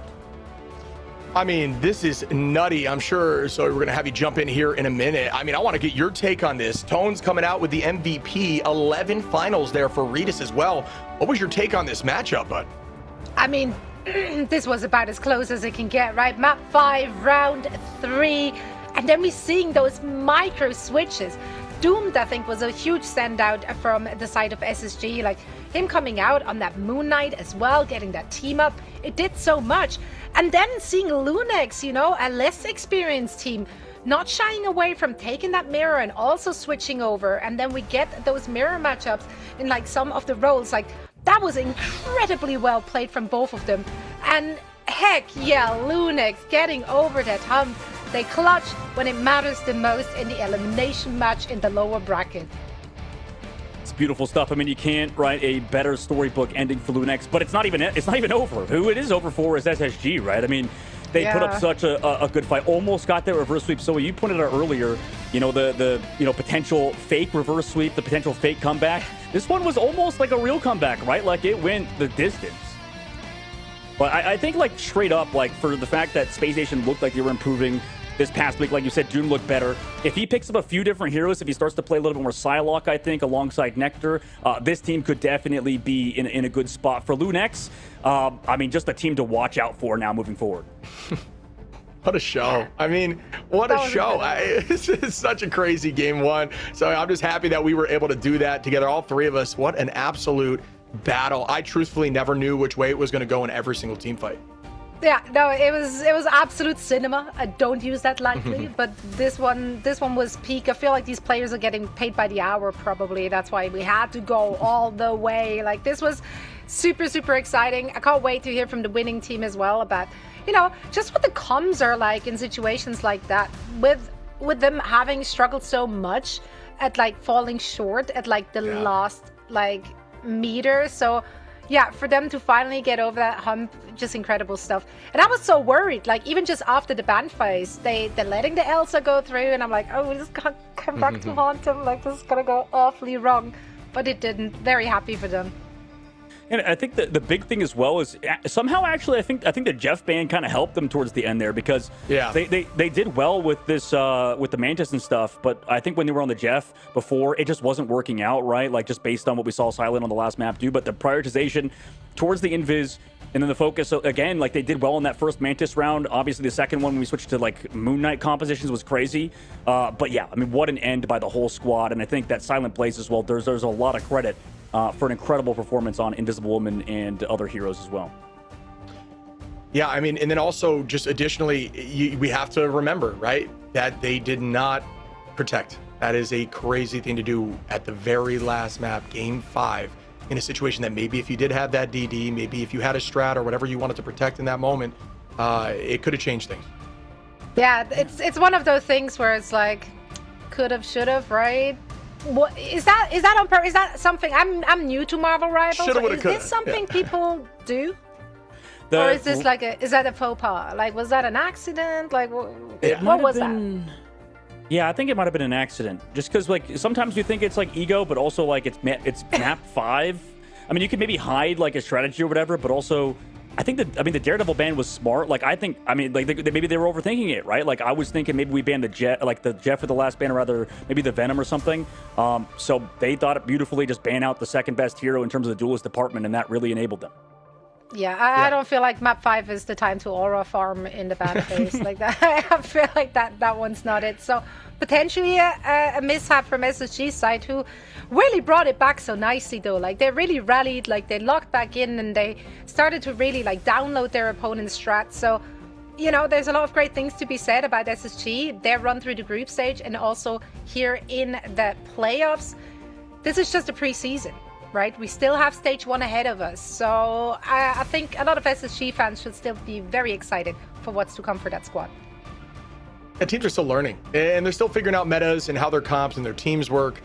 There's so much more coming to Ignite as we progress further, and this is the first thing we have to say goodbye to. SSG, they put on a show, they gained a lot of fans, and I think that's something that needs to be noted. But things are going to continuously change, rosters could change, there's so much that could happen, but I will say they definitely put on a show. I had a ton of fun watching that matchup, and I'm sure the audience did as well. Absolutely. I love the versatility we see there and the variety in terms of compositions as well, because that will make all the other teams who've now going back to the Vault Dungeon, right, to prepare for their respective opponents, like Energy Shock and Sentinels, they now have to like look at that and go like, okay, now I need to like take something away from this. Now I'm aware that they can also play X, they can also play C. So like, it just makes it more complicated for the teams to come. Now, looking at their potential next opponents, who do you think they're going to match up better against? Is it Sentinels or Energy Shock? Who do you think they have the better chances going up against? Ooh. I would actually say, I mean, both teams, I think they match up well with, obviously. I mean, it's tough because Energy Shock, did lose to We Lost, who are a kind of a, I would say, more gimmicky team, more cheesy squad, but are still playing incredibly well. Yeah. And LuneX, obviously, we're the second seed coming out of MRC, are also a very top tier team in that regard. Like, I don't know. Like, I kind of like their chances against all of those squads, especially in the every round, just because like we're now validated, right, Zoe? Like they lost a close series to Swamp Gaming. It was 3-0, but this is a good squad, and anybody should be kind of terrified of them because they're looking like at points a top 3 team in this whole tournament. Yeah, nah, the doubters have to eat it. That's just how it is. LuneX have definitely proved themselves, and then some. They're staying alive in the lower bracket, starting that run, awaiting the next opponent, and we will be finding out who that is going to be in just a little bit. First, a quick break, and then we're back with our second elimination match of the day between Sentinels, almost forgot it, and Energy Shock. There we are. See you on the other side of this.